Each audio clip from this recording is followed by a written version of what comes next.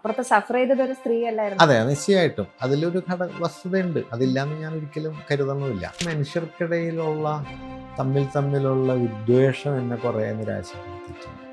കാരണം ഇത് രാമൻ ഇങ്ങനെ പ്രവർത്തിക്കുന്നിടത്തോളം കാലം നിങ്ങൾ രാമനെ വിട്ട് കളഞ്ഞു കഴിഞ്ഞാൽ നിങ്ങൾക്ക് വിടാന്നേ ഉള്ളൂ. ഇത് പ്രവർത്തനമൊന്നും അതിൻ്റെ പോവില്ല. ശാന്തേ കുളി കഴിഞ്ഞീറൻ പകർന്ന് വാർകൂന്തൽ കോതി വകഞ്ഞു പുറകോട്ടു വാരിയിട്ട് ആ വളക്കയ്യുകൾ മെല്ലെ ഇളക്കി ഉദാസീന ഭാവത്തിലാ കണ്ണിണ എഴുതി ഇളകുമാ ചില്ലികൾ വീണ്ടും കറുപ്പിച്ച് നെറ്റിയിലഞ്ജനം ചാർത്തി തെളിയുന്ന പുഞ്ചിരി നാളം കൊളുത്തി വരിക.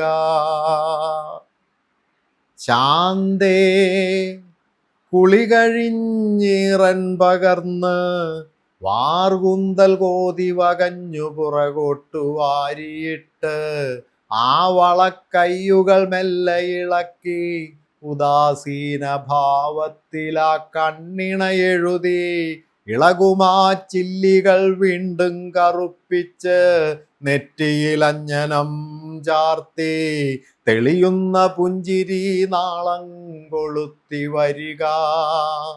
എന്നരികത്തിരുന്ന് സന്ധ്യാലക്ഷ്മി കീർത്തനം പോലെ ലളിത സുഭഗമായി എന്തെങ്കിലും നല്ല 4-5 വാക്കുകളോതി നിറയുക. കർപ്പൂര ദീപങ്ങളാവട്ടെ കണ്ണുകൾ കസ്തൂരി പോലെ മണക്കട്ടെ വാക്കുകൾ. കർപ്പൂര ദീപങ്ങളാവട്ടെ കണ്ണുകൾ കസ്തൂരി പോലെ മണക്കട്ടെ വാക്കുകൾ. നിന്റെ കരാങ്കുലി സ്പർശമണികളാൽ എൻ്റെ നെഞ്ചാകയൊഴിഞ്ഞ് ഉള്ളുണർത്തുക. ഇല്ല നമുക്കായൊരു സന്ധ്യ, ഇല്ല നമുക്കായൊരു സന്ധ്യ രാപ്പാതിയല്ലാതെ മറ്റൊന്നും ഇന്നിരിക്കലും. ഇല്ല നമുക്കായൊരു സന്ധ്യ രാപ്പാതിയല്ലാതെ മറ്റൊന്നും ഇന്നിരിക്കലും.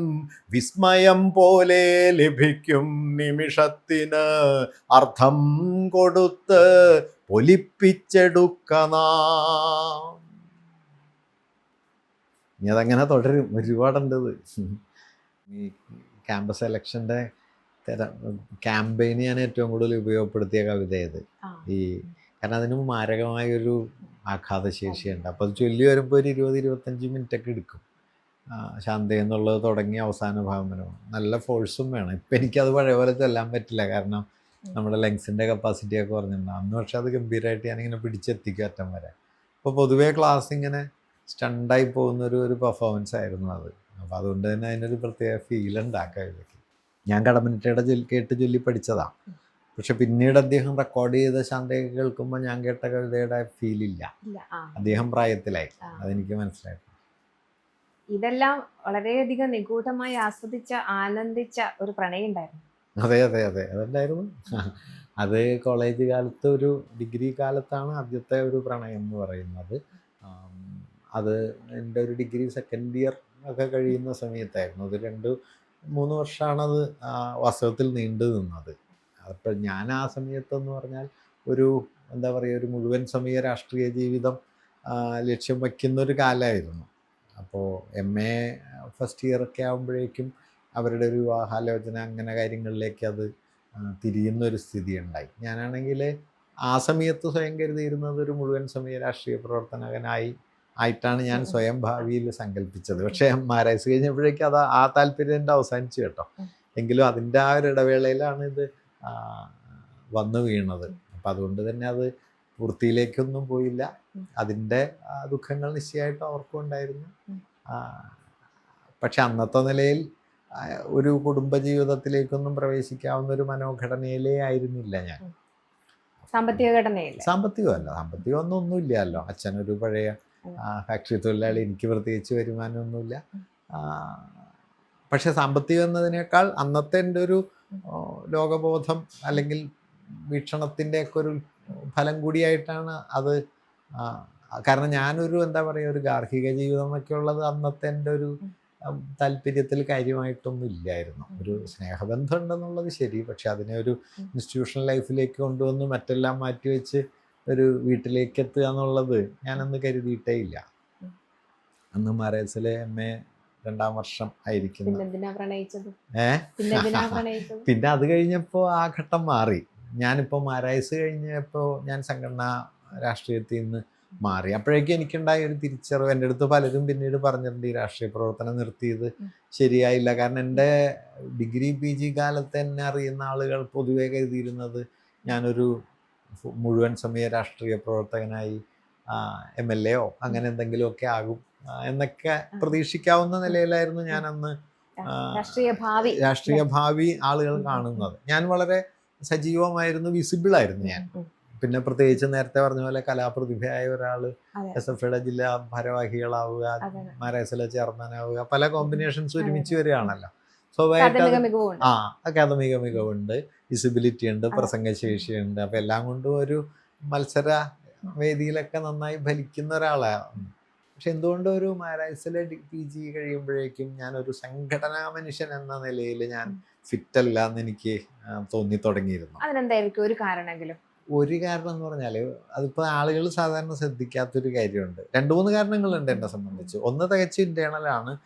ലീഡർഷിപ്പിലൊക്കെ ഉണ്ടായിരുന്ന ചില ആളുകളോടുള്ള എൻ്റെ വ്യക്തിപരമായ വിയോജിപ്പുകളോ അല്ലെങ്കിൽ ഒത്തുപോകാൻ അവരോടൊപ്പം ചേർന്ന് രാജീവൊക്കെ എന്നോട് എപ്പോഴും പറയായിരുന്നു, നിർത്തിപ്പോയത് ശരിയായില്ല, നിർത്തരുത് എന്നൊക്കെ എന്നോട് എപ്പോഴും പറയായിരുന്നു. പക്ഷെ എനിക്ക് വ്യക്തിപരമായി പറ്റാത്ത, പക്ഷെ അതിനേക്കാൾ കൂടുതൽ ഒരു മുഴുവൻ സമയം സംഘടനയ്ക്കും രാഷ്ട്രീയ പ്രവർത്തനത്തിനും വേണ്ടി മാറ്റിവെക്കാവുന്ന ഒരു മനോഘടന എനിക്കില്ല.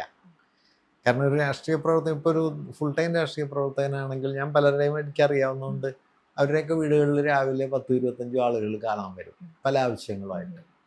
അത് ചിലതൊക്കെ പരിഹരിക്കാൻ പോലും പറ്റൂല. ബിയോണ്ട് എന്താ പറയുക, ഒരു പരിഹാരത്തിനപ്പുറമുള്ള പ്രശ്നങ്ങളാണ്. അപ്പം ഇത് മുഴുവൻ ഇരുന്ന് കേൾക്കുക, ഇതിനു വേണ്ടി നമ്മുടെ ഊർജവും സമയവും ചെലവഴിക്കുക, അത് ഒരു ദിവസം ചെയ്യാൻ എനിക്കും ചിലപ്പോൾ പറ്റും, ചിലപ്പോൾ കുറച്ച് കാലം ചെയ്യാൻ പറ്റും. പക്ഷേ ജീവിതം മുഴുവൻ അത്തരം കാര്യങ്ങൾക്ക് വേണ്ടി നീക്കി വെക്കുക. അപ്പം എന്നെ സംബന്ധിച്ച് ഇപ്പോൾ നമ്മൾ ഈ പറഞ്ഞ പുസ്തകം വായിക്കലോ, കവിത വായിക്കലോ, അല്ലെങ്കിൽ ചിത്രങ്ങൾ കാണലോ, പാട്ട് കേൾക്കലോ ഒക്കെ ഇതുപോലെ തന്നെ പ്രധാനമാണ്. അപ്പോൾ അതെല്ലാം എനിക്ക് സാക്രിഫൈസ് ചെയ്തിട്ട് ഇങ്ങനെ ഒരു കാര്യത്തിന് വേണ്ടി മുഴുവൻ സമയം നീക്കി വെക്കുക എൻ്റെ ഒരു മനോഘടനയിൽ പറ്റുന്നതായിരുന്നില്ല. അതെ, നിശ്ചയമായിട്ടും അതിലൊരു വസ്തുതയുണ്ട്, അതില്ലാന്ന് ഞാൻ ഒരിക്കലും കരുതണമില്ല. പക്ഷെ ഞാൻ പറഞ്ഞത് അങ്ങനെ ഒരു ഘട്ടത്തിൽ അതൊരു എന്താ പറയുക, എൻ്റെ ഒരു രാഷ്ട്രീയ ജീവിതത്തെ ഒരു ഘട്ടം കഴിഞ്ഞപ്പോൾ ഞാൻ തന്നെ പിൻവാങ്ങിയതാണ്, അല്ലാതെ മറ്റെന്തെങ്കിലും ഒരു കാരണം കൊണ്ട് ഞാൻ പോകുന്നതല്ല. വാസ്തവത്തിൽ ഞാൻ ഒഴിവാകണമെന്ന് തീരുമാനിച്ച സംഘടനാ സമ്മേളനത്തിൽ ഞാൻ ഇതിൻ്റെ ഉത്തരവാദിത്തത്തിൽ നിന്ന് ഒഴിവായില്ല. തുടരാൻ എന്നോട് ആവശ്യപ്പെടുകയും, പക്ഷെ ആ വർഷം പൂർത്തിയാക്കാൻ ഞാൻ നിന്നില്ല. ഞാനത് കഴിഞ്ഞപ്പോൾ ഇവിടെ ഒരു പറവൂർ പാരൽ കോളേജിൽ അധ്യാപകനായി ചേർന്നു. അങ്ങനെ പാതി വഴിയിൽ വെച്ച് സംഘടനാ പ്രവർത്തനം ചെയ്യുന്ന അധ്യാപനത്തിലേക്ക് വരികയാണ് ഞാൻ ചെയ്തത്. അപ്പം അത് എൻ്റെ തന്നെ ഒരു റിയലൈസേഷനാണ് ഒരു ഘട്ടം കഴിഞ്ഞപ്പോൾ. അപ്പം പിന്നെ ഞാൻ അത് കഴിഞ്ഞിട്ടാണ് പിന്നെ കുടുംബജീവിതത്തിലേക്കൊക്കെ വരുന്നത്. എന്തിനു വേണ്ടിയിട്ടാണോ സ്നേഹം നിരസിച്ചത് അല്ലെങ്കിൽ ഉപേക്ഷിച്ചത്, അതേ കാരണത്താൽ തന്നെ പാർട്ടി സ്ഥാനങ്ങളെയും ഉപേക്ഷിക്കേണ്ടി. നിങ്ങളൊക്കെ തലമുറയ്ക്ക് ഈ പിരിഞ്ഞു പോകും നമുക്കിനി ഈ കഥ മറക്കുവാനേക്ക് കഴിയൂ, കൂന്തലാൽ മറക്കുവാനേ കഴിയൂ എന്ന് പറയുന്ന അവസ്ഥയാണോ? അത് അതിനുശേഷം നിങ്ങൾ കണ്ടുമുട്ടുമ്പോൾ എങ്ങനെയാണ്? ഞങ്ങളുടെ കാലത്ത് കുറെ കൂടി അതിന് ഇന്റിമസി ഒക്കെ ഉണ്ടായിരുന്നു, അതിൻ്റെതായ പ്രയാസങ്ങളും അതില്ല എന്ന് പറയാൻ പറ്റില്ല. പക്ഷെ ഇന്ന് നമ്മൾ വേണ്ടെന്ന് വെക്കുന്നതിനും ചില കാരണങ്ങളുണ്ടല്ലോ. ഇപ്പം ഞാൻ MA 2ാം വർഷത്തിൻ്റെ സമയത്താണ് ഈ അന്നത്തെ എൻ്റെ പ്രണയ ജീവിതത്തിൽ നിന്ന് വിഡ്രോ ചെയ്യുന്നത്. അതിൻ്റെ കാരണം ഈ പറഞ്ഞതായിരുന്നു. അപ്പോൾ എന്നെ സംബന്ധിച്ച് അതിന് വലിയ ജസ്റ്റിഫിക്കേഷൻ അന്നുണ്ട്. കാരണം കൂടുതൽ തീവ്രമായ ഒരു സാമൂഹ്യ ഇടപെടലിനൊക്കെ ലക്ഷ്യം വെച്ചിട്ടാണെന്നുള്ളതുകൊണ്ട്, അതുകൊണ്ട് ഒരു ഭാഗത്ത് അതിൻ്റെ പ്രയാസങ്ങളുള്ളപ്പോഴും മറുഭാഗത്ത് അതിന് ജസ്റ്റിഫിക്കേഷനൊക്കെ ഉണ്ട്. അത് തീർത്തും തെറ്റായിരുന്നു എന്ന് ഞാൻ ഇന്നും കരുതണില്ല. പക്ഷെ അത് ഈ പറഞ്ഞ പോലെ എനിക്കും അതിൽ ഉൾപ്പെട്ടിരുന്ന ആളുകൾക്കും ഒക്കെ ഈ പറഞ്ഞ പല പ്രയാസങ്ങളും ഉണ്ടാക്കിയിട്ടുണ്ടെന്നതും എനിക്കറിയാം. പക്ഷെ ഇപ്പോഴും അതിൻ്റെ പേരിൽ വിദ്വേഷമൊന്നുമില്ല കേട്ടോ, തമ്മിൽ സൗഹൃദമൊക്കെ ഉണ്ട്. ഇടയ്ക്ക് കൺവിൻസ്ഡ് ആയിരുന്നോ അന്നത്തെ ആ സ്റ്റാൻഡ്? പിന്നീട് അന്ന് കൺവിൻസ്ഡ് ആയിരുന്നു എന്ന് എനിക്ക് തോന്നണില്ല. അന്ന് കൺവിൻസ്ഡ് ആകൽ എളുപ്പമല്ലല്ലോ. കാരണം എൻ്റെ ഒരു പൊസിഷനിൽ നിന്ന്, എൻ്റെ ഒരു കാഴ്ചയിൽ നിന്ന് അത് ആലോചിക്കാൻ സ്വാഭാവികമായിട്ട് അവർക്ക് അതിൻ്റെ ഒരു ആവശ്യമില്ലല്ലോ. അവരെ സംബന്ധിച്ച് ഇതൊരു പൊടുന്നനെയുള്ള ഒരു കാര്യമായിട്ടായിരിക്കും മനസ്സിലാക്കപ്പെട്ടിട്ടുണ്ടാവുക. ഞാൻ പിന്നെ അതിനെക്കുറിച്ച് അങ്ങനെ സംസാരിച്ചിട്ടില്ല. പക്ഷേ അവർ അങ്ങനെ കൺവിൻസ്ഡ് ആയിരുന്നില്ല എന്നാണ് എനിക്ക് തോന്നുന്നത്. ഇമോഷണലി അവരെ ബാധിച്ചിട്ടുണ്ടെന്ന് തന്നെയാണ് എൻ്റെ ധാരണ. പക്ഷെ പ്രണയത്തിൽ ഇളയിടം തോറ്റിട്ടില്ല. ഇല്ല, അതില്ല. അത് പിന്നീട് പ്രണയത്തിൽ തന്നെയാണ് കുടുംബത്തിലേക്കൊക്കെ വന്നത്. അത് പിന്നെ അതെ അതെ ബസ്സിലെ യാത്രകളും ഒക്കെയുള്ള സൗഹൃദമൊക്കെ ആയിട്ടാണ് അത് വന്നത്. അപ്പോഴേക്കും പക്ഷെ എൻ്റെ വീക്ഷണത്തിൽ വന്നൊരു മാറ്റം എന്ന് പറയുന്നത് ഈ പറയുന്നതായിരുന്നു. ഞാൻ എൻ്റെ രാഷ്ട്രീയ ജീവിതം ഏതാണ്ട് അപ്പോഴേക്കും പൂർണ്ണമായിട്ട് അവസാനിപ്പിക്കുകയും പിന്നെ ഒരിക്കലും ഞാനൊരു ഫുൾ ടൈം പൊളിറ്റീഷ്യൻ ആയിട്ടില്ല. പിന്നെ എപ്പോഴും രാഷ്ട്രീയം എൻ്റെ കൂടെയുണ്ട്. അത് കക്ഷിതലത്തിലോ സംഘടനാ തലത്തിലോ അല്ല. ഒരു പൊളിറ്റിക്കൽ പാർട്ടി ഓർഗനൈസേഷൻ എന്നതിനേക്കാൾ ഒരു വേൾഡ് വ്യൂ, ലോകത്തെക്കുറിച്ച് കാണുന്ന ഒരു രീതി എന്ന നിലയിൽ ഞാൻ ഇപ്പോഴും ഒരു രാഷ്ട്രീയ ജീവിയാണ്. അതിപ്പോൾ എൻ്റെ ഏത് സംഭാഷണം ശ്രദ്ധിച്ചാലും സൂക്ഷ്മതലത്തിൽ ആ ഒരു അംശം കാണാൻ പറ്റും. ആ ഒരു പൊളിറ്റിക്കൽ കണ്ടന്റ് ഇല്ലാത്ത ഒരു കേവല സൗന്ദര്യവാദമോ കേവല ആത്മീയതയോ ഒന്നും എനിക്കില്ല. കേവല വ്യക്തിബോധമോ ഒന്നുമില്ല. പക്ഷേ ഇപ്പോൾ ഏതെങ്കിലും രാഷ്ട്രീയോടുള്ള കക്ഷിയോടുള്ള അഫിലിയേഷൻ അല്ലെങ്കിൽ ഏതെങ്കിലും സംഘടനാ പ്രവർത്തനത്തിൻ്റെ ഒരു മുഴുനീള ഉൾപ്പെടൽ അതൊന്നും എൻ്റെ രാഷ്ട്രീയത്തിൽ എനിക്ക് അങ്ങനെ കൊണ്ടു നടക്കാനും പറ്റിയിട്ടില്ല. അതൊരു ഉചിതമായ തീരുമാനമായിരുന്നു മുഴുവൻ സമയ രാഷ്ട്രീയ പ്രവർത്തനം വേണ്ടെന്ന് തീരുമാനിച്ചത് എന്നതിൽ ഇപ്പോഴും ഉറച്ചു നിൽക്കുന്നു. ഉചിതമാണോ എന്ന് ചോദിച്ചാലേ ഇപ്പം ചിലരൊക്കെ ഇപ്പം നമ്മുടെ എന്നെ അക്കാലത്ത് അറിയുന്ന മഹാഭൂരിപക്ഷം പേരും എൻ്റെ അന്നത്തെ തീരുമാനം തെറ്റായിരുന്നു എന്ന് കരുതുന്നവരാണ്. ഇപ്പോഴും അവർ പലരും അങ്ങനെ എൻ്റെ അടുത്ത് പറയാറുണ്ട്. പക്ഷേ ഞാൻ എന്നെ കാണുന്നത്, ഇപ്പം ഞാൻ എന്നെ മനസ്സിലാക്കുന്നത് അവരെന്നെ കാണുന്നത് രണ്ട് തരത്തിലാണല്ലോ. ഇതിലേതാണ് ശരിയായ ഞാൻ എനിക്കും പറയാൻ പറ്റില്ല. കാരണം ഇപ്പോൾ ചിലപ്പോൾ പറയുമല്ലോ, ഒരാൾ 3 തരത്തിലുണ്ടെന്ന് പറയും. അയാൾ അറിയുന്ന അയാൾ, ലോകം അറിയുന്ന അയാൾ, ഈ രണ്ടും അല്ലാത്ത ഒരാളും ഉണ്ടാവും. ഇതിലേത് ഞാനാണ് ഞാൻ എന്നതൊരു ഒരു പ്രശ്നമാണ്. അതുകൊണ്ട് എന്നെ സംബന്ധിച്ച് ഞാനൊരു ഇപ്പം എൻ്റെ ഒരു സ്വയം വിലയിരുത്തൽ പറഞ്ഞാൽ ഒരു സംഘടന ഒക്കെ അല്ലെങ്കിൽ ഒരു ഭരണ നേതൃത്വം ഉത്തരവാദിത്വമൊക്കെ 1 വർഷമൊക്കെ ഞാൻ ഫലപ്രദമായിട്ട് കൊണ്ടു നടക്കും. പക്ഷെ ഒരു 2ാം വർഷത്തിലേക്ക് എത്തുമ്പോഴേക്കും എനിക്ക് അതിൽ മടുപ്പ് വരും. അപ്പോൾ ഒരു രാഷ്ട്രീയ നേതാവിന്, സംഘടനാ നേതാവിന് ഈ മടുപ്പ് പറ്റില്ല. അയാൾക്കിത് ഓരോ തവണയും അയാൾ പുതുക്കണം. പിന്നെ ഞാനതിൽ ചെന്ന് പെട്ടാൽ സ്വയം മാറുമായിരുന്നോ എന്നതെനിക്ക് അറിഞ്ഞുകൂടാ.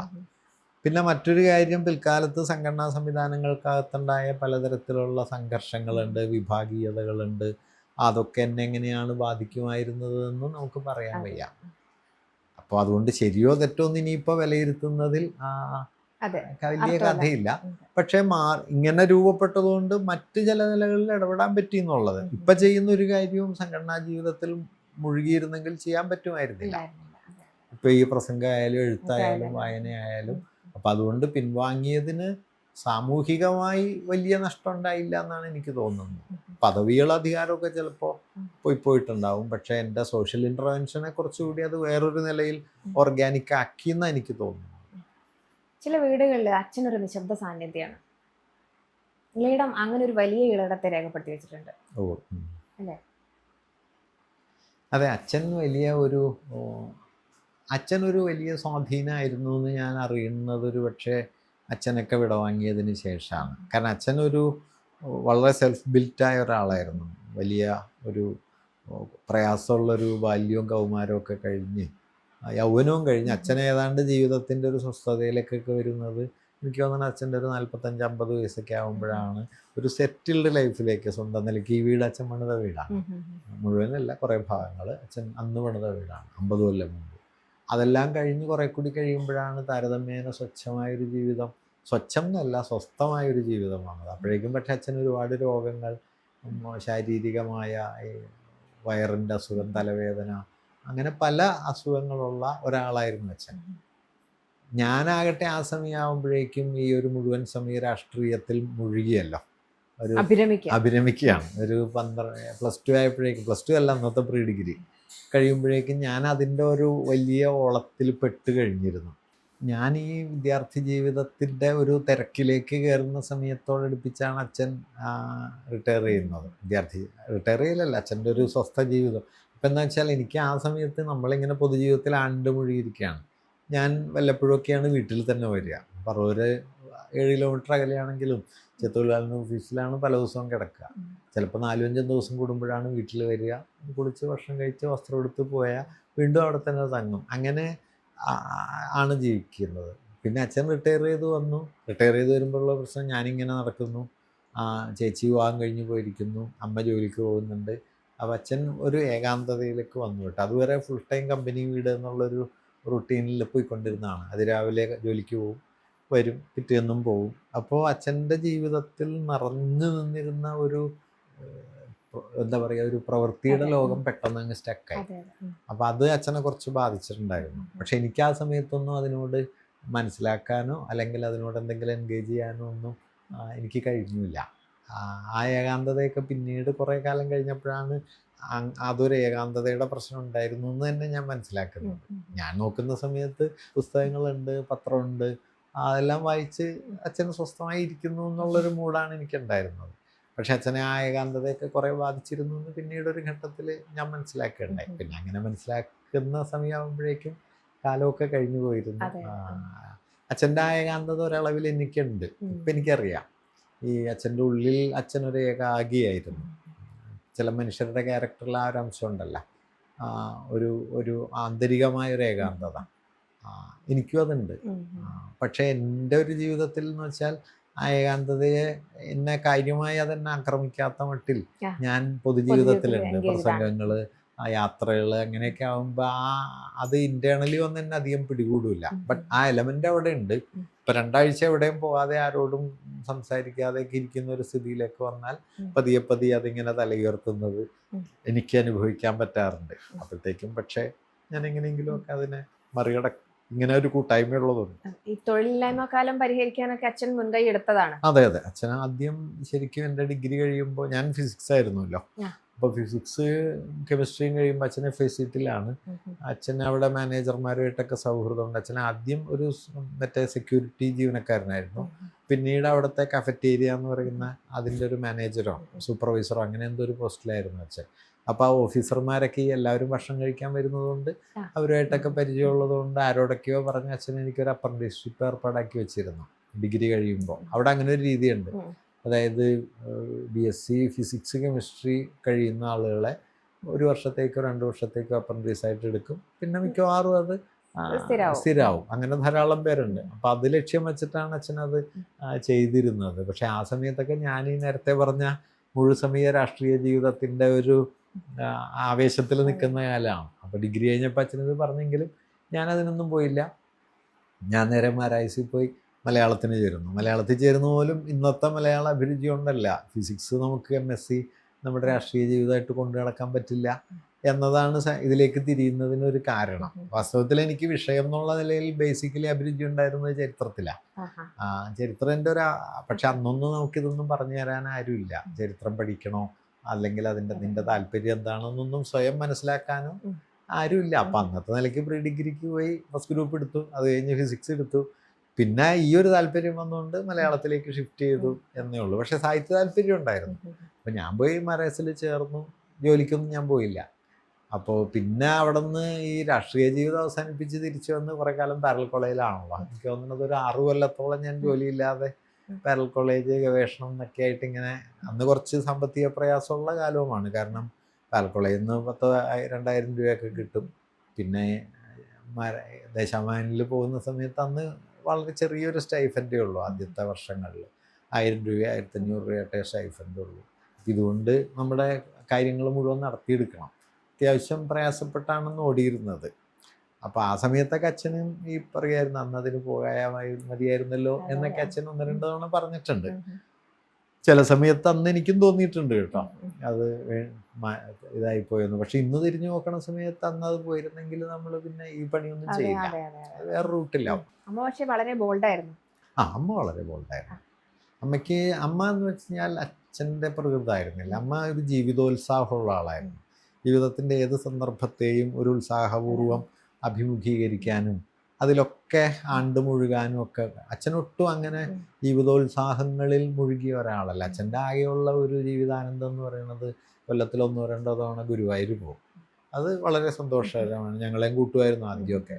അപ്പോൾ ഒരു ദിവസം പോയി അവിടെ നിന്ന് പിറ്റേന്ന് അവിടെ നിന്ന് വന്ന്, അതാണ് അച്ഛൻ്റെ ജീവിതത്തിലെ ഏറ്റവും ഒരു ആഹ്ലാദമുള്ള അനുഭവമായിട്ട് എനിക്ക് തോന്നി. അല്ലാതെ ഇപ്പോൾ വിവാഹങ്ങൾ, മറ്റ് ചടങ്ങുകൾ, ഇതിനൊന്നും അച്ഛൻ മിക്കവാറും പോവില്ല. പോയാൽ തന്നെ ഏതെങ്കിലും ഒരു സ്ഥലത്ത് ശാന്തമായിട്ടിരുന്ന് അപൂർവം സ്ഥലത്ത് പോകും, അപ്പം തന്നെ തിരിച്ചു വരുന്നല്ലാതെ അങ്ങനെ ഒരു കൂട്ടങ്ങളിൽ ആഹ്ലാദിക്കാനും രസിക്കാനും ഒന്നും അച്ഛന് പറ്റുക. അമ്മ അങ്ങനെയായിരുന്നില്ല. എല്ലാ കൂട്ടങ്ങളിലും ഉൾപ്പെടും, എല്ലാ യാത്രകളും ചെയ്യും. അവസാനം ഒരു യാത്ര ചെയ്യാൻ പറ്റാതാകുന്ന ഒരു 75-76 വയസ്സ് വരെയൊക്കെ അമ്മ തന്നെത്താൻ ഓട്ടോറിക്ഷയിൽ അമ്മയുടെ വീട്ടിൽ പോവുക, അവിടുത്തെ അമ്പലങ്ങളിൽ പോവുക, എല്ലാം ചെയ്യുമായിരുന്നു. അവസാനത്തെ ഒരു 4-5 കൊല്ലം പിന്നെ ഒറ്റയ്ക്ക് യാത്ര ചെയ്യാനൊക്കെ പ്രയാസമായപ്പോഴാണ് പിന്നെ അത്തരം യാത്രകൾ കുറഞ്ഞത്. മകൻ കുറെ കൂടി എസ്റ്റാബ്ലിഷ്ഡ് ആയത് കണ്ട് സംതൃപ്തിയോടെ കൂടിയാണ് അമ്മ അതെ, പോകുന്നത്. അമ്മയാണ് എന്നേക്കാൾ, അല്ല അച്ഛനേക്കാളൊക്കെ കൂടുതൽ എൻ്റെ ഒരു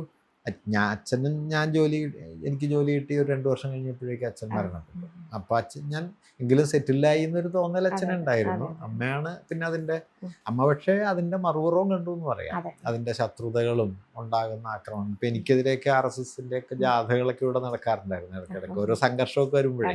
അപ്പൊ അതെല്ലാം കാണുന്നത് അമ്മയൊക്കെ ആണല്ലോ. അച്ഛൻ അങ്ങനെയൊന്നും അതിനെ കാണേണ്ടി വന്നു. അമ്മയുടെ പ്രതികരണം എന്തായിരുന്നു അപ്പോഴൊക്കെ? ഇല്ല, അമ്മ ഏതോ നിലയിൽ അതെന്നെ കുറച്ച് എനിക്ക് കൗതുകം ജനിപ്പിച്ചത്. അപ്പൊ സ്വയം ഒരു വിശ്വാസിയും ഭക്തയും NSSന്റെ വനിതാ സമാജം സെക്രട്ടറിയും പ്രസിഡന്റും ഒക്കെ ആയിട്ട് ജീവിച്ച ഒരാളാണെങ്കിലും അത്തരം സന്ദർഭങ്ങളിൽ അമ്മ ഒട്ടും ചാഞ്ചല്യം ഇല്ലാതെ എൻ്റെ കൂടെ നിന്നിട്ടുണ്ട്.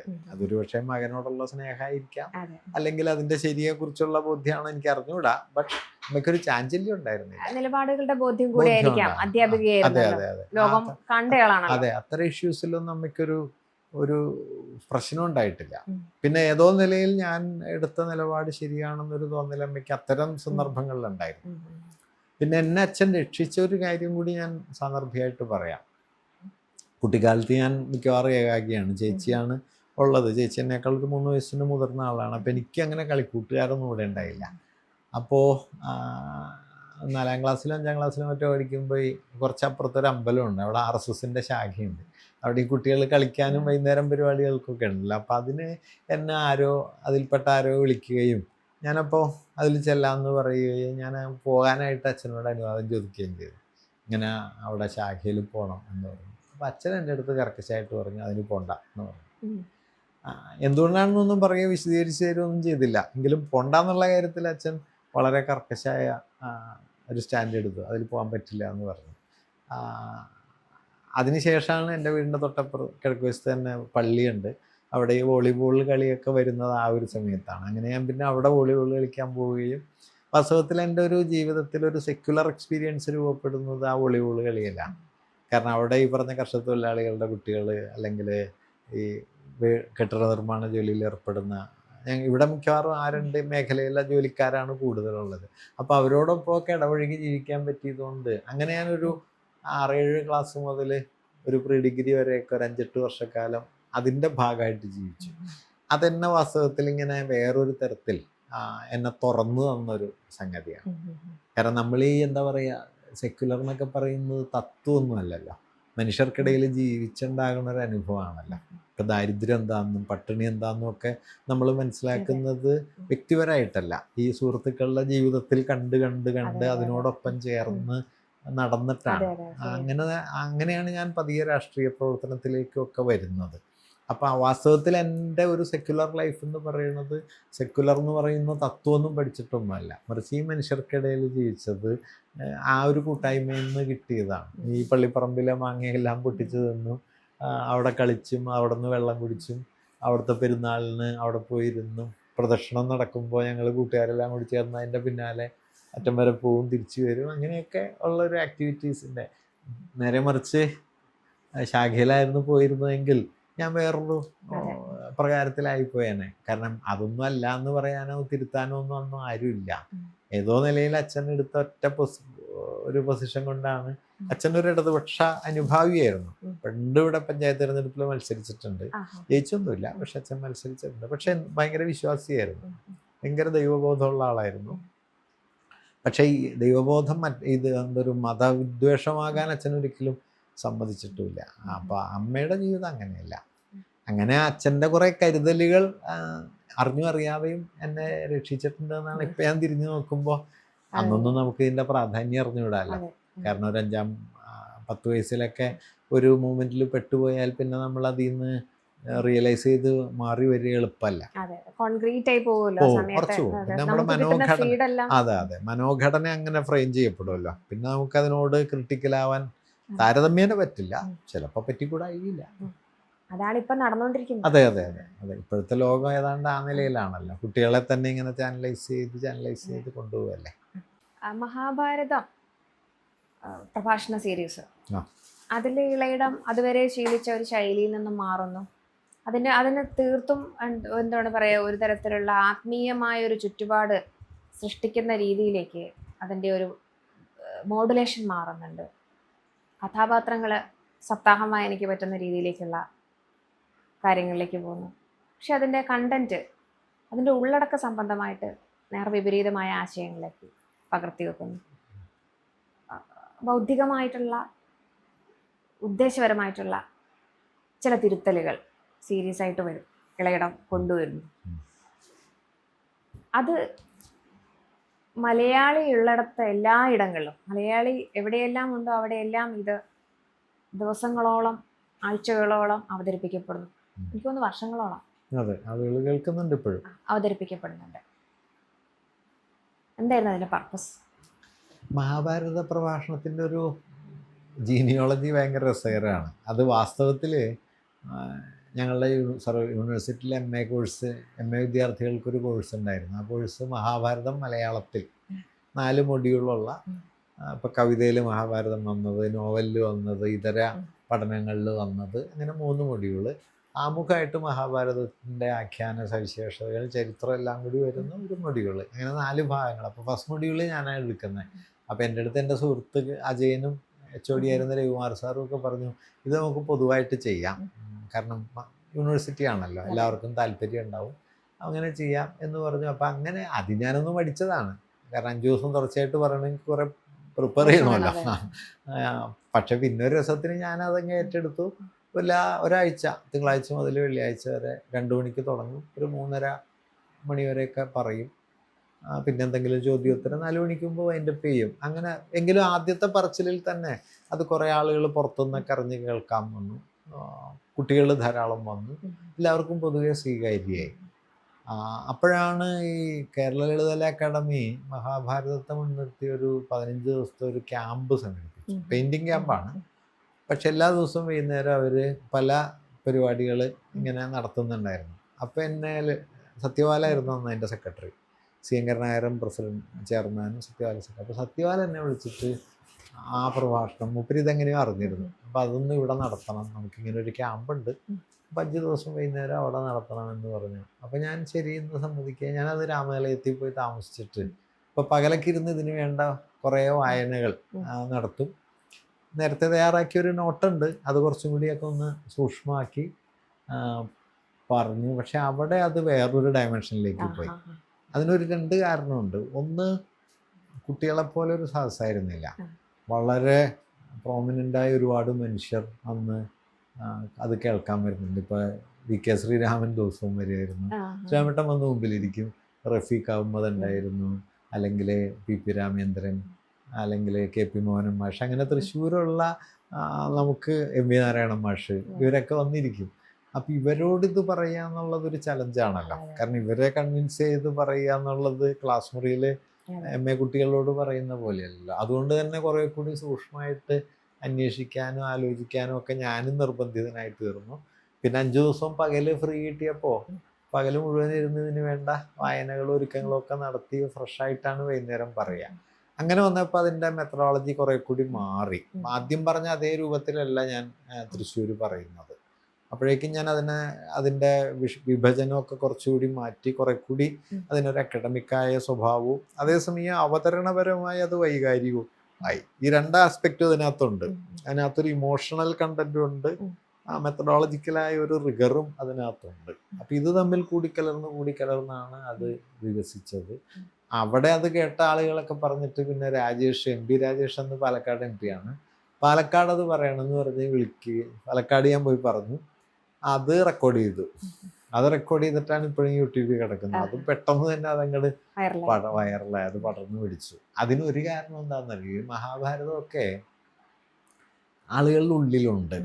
അപ്പോൾ നമ്മൾ കർണൻ എന്നൊറ്റ പേര് പറഞ്ഞാൽ മതി, പിന്നെ വിശദാംശമൊന്നും വേണ്ട. കാരണം ഒരു സഞ്ചിതമായ ഒരു ഓർമ്മയാണല്ലോ, അതിൽ നിന്ന് പിന്നെ നമ്മൾ ആശയം ബിൽഡപ്പ് ചെയ്താൽ മതി. അപ്പോൾ നമ്മൾ കർണനിലൂടെ മനുഷ്യാവസ്ഥയെക്കുറിച്ചോ അല്ലെങ്കിൽ ദുര്യോധനിലൂടെ മനുഷ്യാവസ്ഥയെക്കുറിച്ചോ ദ്രൗപദിയിലൂടെ സ്ത്രീയെക്കുറിച്ചോ ഒക്കെ പറയുമ്പോൾ അതിന് വലിയൊരു ആഴം സ്വയമേവയുണ്ട്. നമ്മൾ അതുമ്മ ബിൽഡ് ചെയ്താൽ മതി. അപ്പം ഞാനിത് രണ്ടും കൂടി കൂട്ടി ഒരു വിഷയപരിചരണ രീതിയാണ് എടുത്തത്. ഒരു ഭാഗത്ത് അതിൻ്റെ ഇതിഹാസ ജീവിതത്തിൽ നിന്ന് അതിന് കിട്ടിയ ഒരു ഡെപ്ത് ഉണ്ടല്ലോ, അതിനെ അപ്രോപ്രിയേറ്റ് ചെയ്യുക. ഒപ്പം തന്നെ എനിക്കതിനോട് കൂട്ടിച്ചേർക്കാനുള്ള കാര്യങ്ങളെ അതിൻ്റെ മുകളിൽ ആഡ് ചെയ്യുക. അങ്ങനെ അതിൻ്റെ സ്വന്തം ജീവിതത്തെയും എൻ്റെ ആശയങ്ങളെയും കൂട്ടി ഇണക്കിയ ഒരു അവതരണ രീതി ആണ് അന്ന് സ്വീകരിച്ചത്. പിന്നെ മഹാഭാരതത്തിന് ഒരു പ്രത്യേകതയുള്ളത്, നമുക്കറിയാവുന്ന ഏത് കാര്യവും മഹാഭാരതത്തിൽ എവിടെയെങ്കിലുമൊക്കെ നമുക്ക് കൂട്ടിയിണക്കാൻ പറ്റും. അത്ര തുറസുണ്ട് ജീവിതം. കാരണം അതിൽ ആർക്കിയോളജി ഉണ്ട്, ഭാഷയുണ്ട്, യുദ്ധാന്തരമുണ്ട്, മനഃശാസ്ത്രമുണ്ട്, നിങ്ങൾക്ക് കുടുംബമുണ്ട്, എന്തും. നിങ്ങൾ അത് ഒരു മഹാഭാരത പഠിതാവ് ഉള്ള പേര് ഞാൻ മറന്നുപോയി, ഞാനത് ആ പ്രസംഗത്തിൽ പറഞ്ഞിട്ടുണ്ട്, ഫിറ്റ്സ്ജെറാൾഡോ മറ്റോ ആണ്. അദ്ദേഹം പറയുന്നുണ്ട്, ജീവിതത്തിൻ്റെ ഏത് സ്ഥാനത്ത് നിന്ന് നിങ്ങൾ മഹാഭാരതത്തിലേക്ക് നോക്കിക്കോളൂ, നിങ്ങൾക്ക് നിങ്ങളെ കാണാൻ പറ്റും. ആ ഒരു വാക്യം ഫിറ്റ്സ്ജെറാൾഡിൻ്റെ ആണെന്നാണ് എൻ്റെ ഓർമ്മ. ഇപ്പം പി കെ ബാലകൃഷ്ണൻ തന്നെ പറയുന്നുണ്ട്, ഏറ്റവും സമകാലികമായ ഡെസ്റ്റോവ്സ്കിയുടെ നോവൽ പോലെ സമകാലികമായി വായിക്കാവുന്ന ഒരു കൃതിയാണ് മഹാഭാരതം എന്ന് ബാലകൃഷ്ണൻ ഒരു സ്ഥലത്ത് പറയുന്നുണ്ട്. അത് വസ്തുതയാണ്. കാരണം നിങ്ങൾക്ക് ഇതിഹാസമായിട്ട് മതമായിട്ട് വായിക്കണമെങ്കിൽ അങ്ങനെ വായിക്കാം, പക്ഷേ നിങ്ങൾക്ക് മനുഷ്യാവസ്ഥയുടെ കോംപ്ലിക്കേഷൻസ് ആയിട്ട് വായിക്കണമെങ്കിൽ അങ്ങനെയും കാണാം. അതേസമയം ഹിസ്റ്ററി ഉണ്ട്, ആർക്കിയോളജി ഉണ്ട്, മറ്റു പലതുണ്ട്. അപ്പം ഞാനിതിനെല്ലാം കൂട്ടിയിണക്കി. ഈ 15 മണിക്കൂർ പറയുമ്പോൾ നമുക്കുള്ളൊരു ഗുണം എന്ന് പറഞ്ഞാൽ ഭയങ്കര സ്വാതന്ത്ര്യമാണല്ലോ ഈ 15 മണിക്കൂർ. പിന്നെ ഒരു ചലഞ്ചുമാണ്. മനുഷ്യരുടെ ശ്രദ്ധ ഒരു 2.5 മണിക്കൂർ 3 മണിക്കൂർ വിടാതെ പിടിച്ച് നമ്മളൊരു വിഷയത്തിലൂടെ കൊണ്ടുവരിക എന്നുള്ളത്. അങ്ങനെ അത് എൻ്റെ അതുവരെ ആർജിച്ച അറിവുകളെയും മഹാഭാരതത്തിൻ്റെ ഒരു സഞ്ചിത ബലത്തെയും കൂട്ടിയിണക്കി ഇന്ത്യ ചരിത്രത്തെ ആകമാനം അഡ്രസ്സ് ചെയ്യുന്ന ഒരു നിലയിലാണ് ഞാൻ ആ നെറേറ്റീവ് ഉണ്ടാക്കിയെടുത്തത്. അത് തീർത്തും പൊളിറ്റിക്കലായ ഒരു സ്റ്റേറ്റ്മെൻ്റ് ആയിരുന്നു, പക്ഷെ ഒരു ആവിഷ്കാരമായിരുന്നു. പക്ഷെ അത് മഹാഭാരതത്തിൻ്റെ കഥയായിട്ട് മനസ്സിലാക്കിയ ആളുകളുണ്ട്. അപ്പം അവർ കരുതുന്നത് എന്താ വെച്ചാൽ ഞാൻ ഏതോ പഴയ മഹാഭാരത കഥ വീണ്ടും പറയുകയാണ് എന്നാണ്. അങ്ങനെ ധാരാളം വിമർശനം ഉണ്ടായിട്ടുണ്ട്. കർണനെ എല്ലാവർക്കും അറിയാമെന്ന് പറഞ്ഞപ്പോഴാണ് രാമനെ എല്ലാവർക്കും അറിയാം. രാമന്റെ പുനരവതാരങ്ങൾ ഒരുപാട് ഇറങ്ങുന്നുണ്ട്. അതെ, ഇന്ത്യൻ ജനാധിപത്യ രാഷ്ട്രീയത്തിൽ പ്രത്യേകിച്ചും ഇത്രയധികം റോളുള്ള വേറൊരു മിത്തിക്കൽ കഥാപാത്രം ഉണ്ടോ എന്ന് എനിക്ക് തോന്നുന്നില്ല. രാമനാണ്. രാമവേദങ്ങൾ അല്ലേ? അതെ, രാമവേദങ്ങൾ എത്രയുണ്ട്. അതായത് പി ഗോവിന്ദപിള്ള ഒരു ഘട്ടത്തിൽ പറയുന്നുണ്ട്, ഇതിഹാസങ്ങൾ ലോകത്ത് പല ഭാഷകളിലുണ്ട്, പക്ഷേ 21-ാം നൂറ്റാണ്ടിലെ രാഷ്ട്രീയ ജീവിതത്തിൽ ഒരു ഇതിഹാസ കഥാപാത്രത്തിന് റോള് കിട്ടുന്നത് ഇന്ത്യയിൽ മാത്രമാണ്. ഇപ്പോൾ യുളീസസിനെ വെച്ചിട്ടോ അഗമെമ്നോണിനെ വെച്ചിട്ടോ അല്ലെങ്കിൽ മറ്റേതെങ്കിലും ഒരു കഥാപാത്രത്തെ വെച്ചിട്ടോ നിങ്ങൾക്ക് ഗ്രീസിലോ യൂറോപ്യൻ ജനാധിപത്യത്തിലോ ഒന്നും ചെയ്യാനില്ലല്ലോ. ഇപ്പോൾ ഷേക്സ്പിയറുടെ ഒരു കഥാപാത്രം കൊണ്ട് ബ്രിട്ടീഷ് പാർലമെന്ററി പൊളിറ്റിക്സിലൊന്നും ചെയ്യാനില്ല, പക്ഷെ രാമനെ കൊണ്ട് എന്തും ചെയ്യാം. ഇതൊരു സാധ്യതയുമാണ്, ഇതൊരു വലിയ വെല്ലുവിളിയാണ്. കാരണം ഇത് രാമൻ ഇങ്ങനെ പ്രവർത്തിക്കുന്നിടത്തോളം കാലം നിങ്ങൾ രാമനെ വിട്ട് കളഞ്ഞു കഴിഞ്ഞാൽ നിങ്ങൾക്ക് വിടാന്നേ ഉള്ളൂ, ഇത് പ്രവർത്തനമൊന്നും അതിൻ്റെ പോവില്ല. അപ്പം അങ്ങനെ വരുമ്പോൾ അതിനെ കൺഫ്രണ്ട് ചെയ്യേണ്ടതുണ്ട്. അപ്പം എന്തുകൊണ്ട് ഇത് ചെയ്യുന്നു എന്ന് ചോദിച്ചാൽ എന്നെ സംബന്ധിച്ച് ഒറ്റ ഉത്തരവേ ഉള്ളൂ, അത് ഇന്ത്യൻ ജീവിതത്തിൽ പ്രവർത്തിക്കുന്നുണ്ടെങ്കിൽ നിങ്ങൾ അതിനോട് ഇടഞ്ഞേ പറ്റൂ. ഇല്ലാത്തൊന്നിനെ വിളിച്ചുകൊണ്ട് വരണ്ട, പക്ഷെ ഉള്ള ഒന്നാണെങ്കിൽ ഇവിടെ അതിൻ്റെ ഫോഴ്സ് ഉണ്ടെങ്കിൽ നിങ്ങൾ അതിനെ ചലഞ്ച് ചെയ്യണം. അപ്പം ആ ചലഞ്ച് ചെയ്യാനുള്ള ഒരു വഴിയാണ് അതിനെ ഹിസ്റ്റോറിസൈസ് ചെയ്ത് അതിനെ മൾട്ടി ലെയർഡാക്കി മാറ്റി അതിൻ്റെ പ്ലൂരാലിറ്റിയെ പുറത്തു കൊണ്ടുവരിക.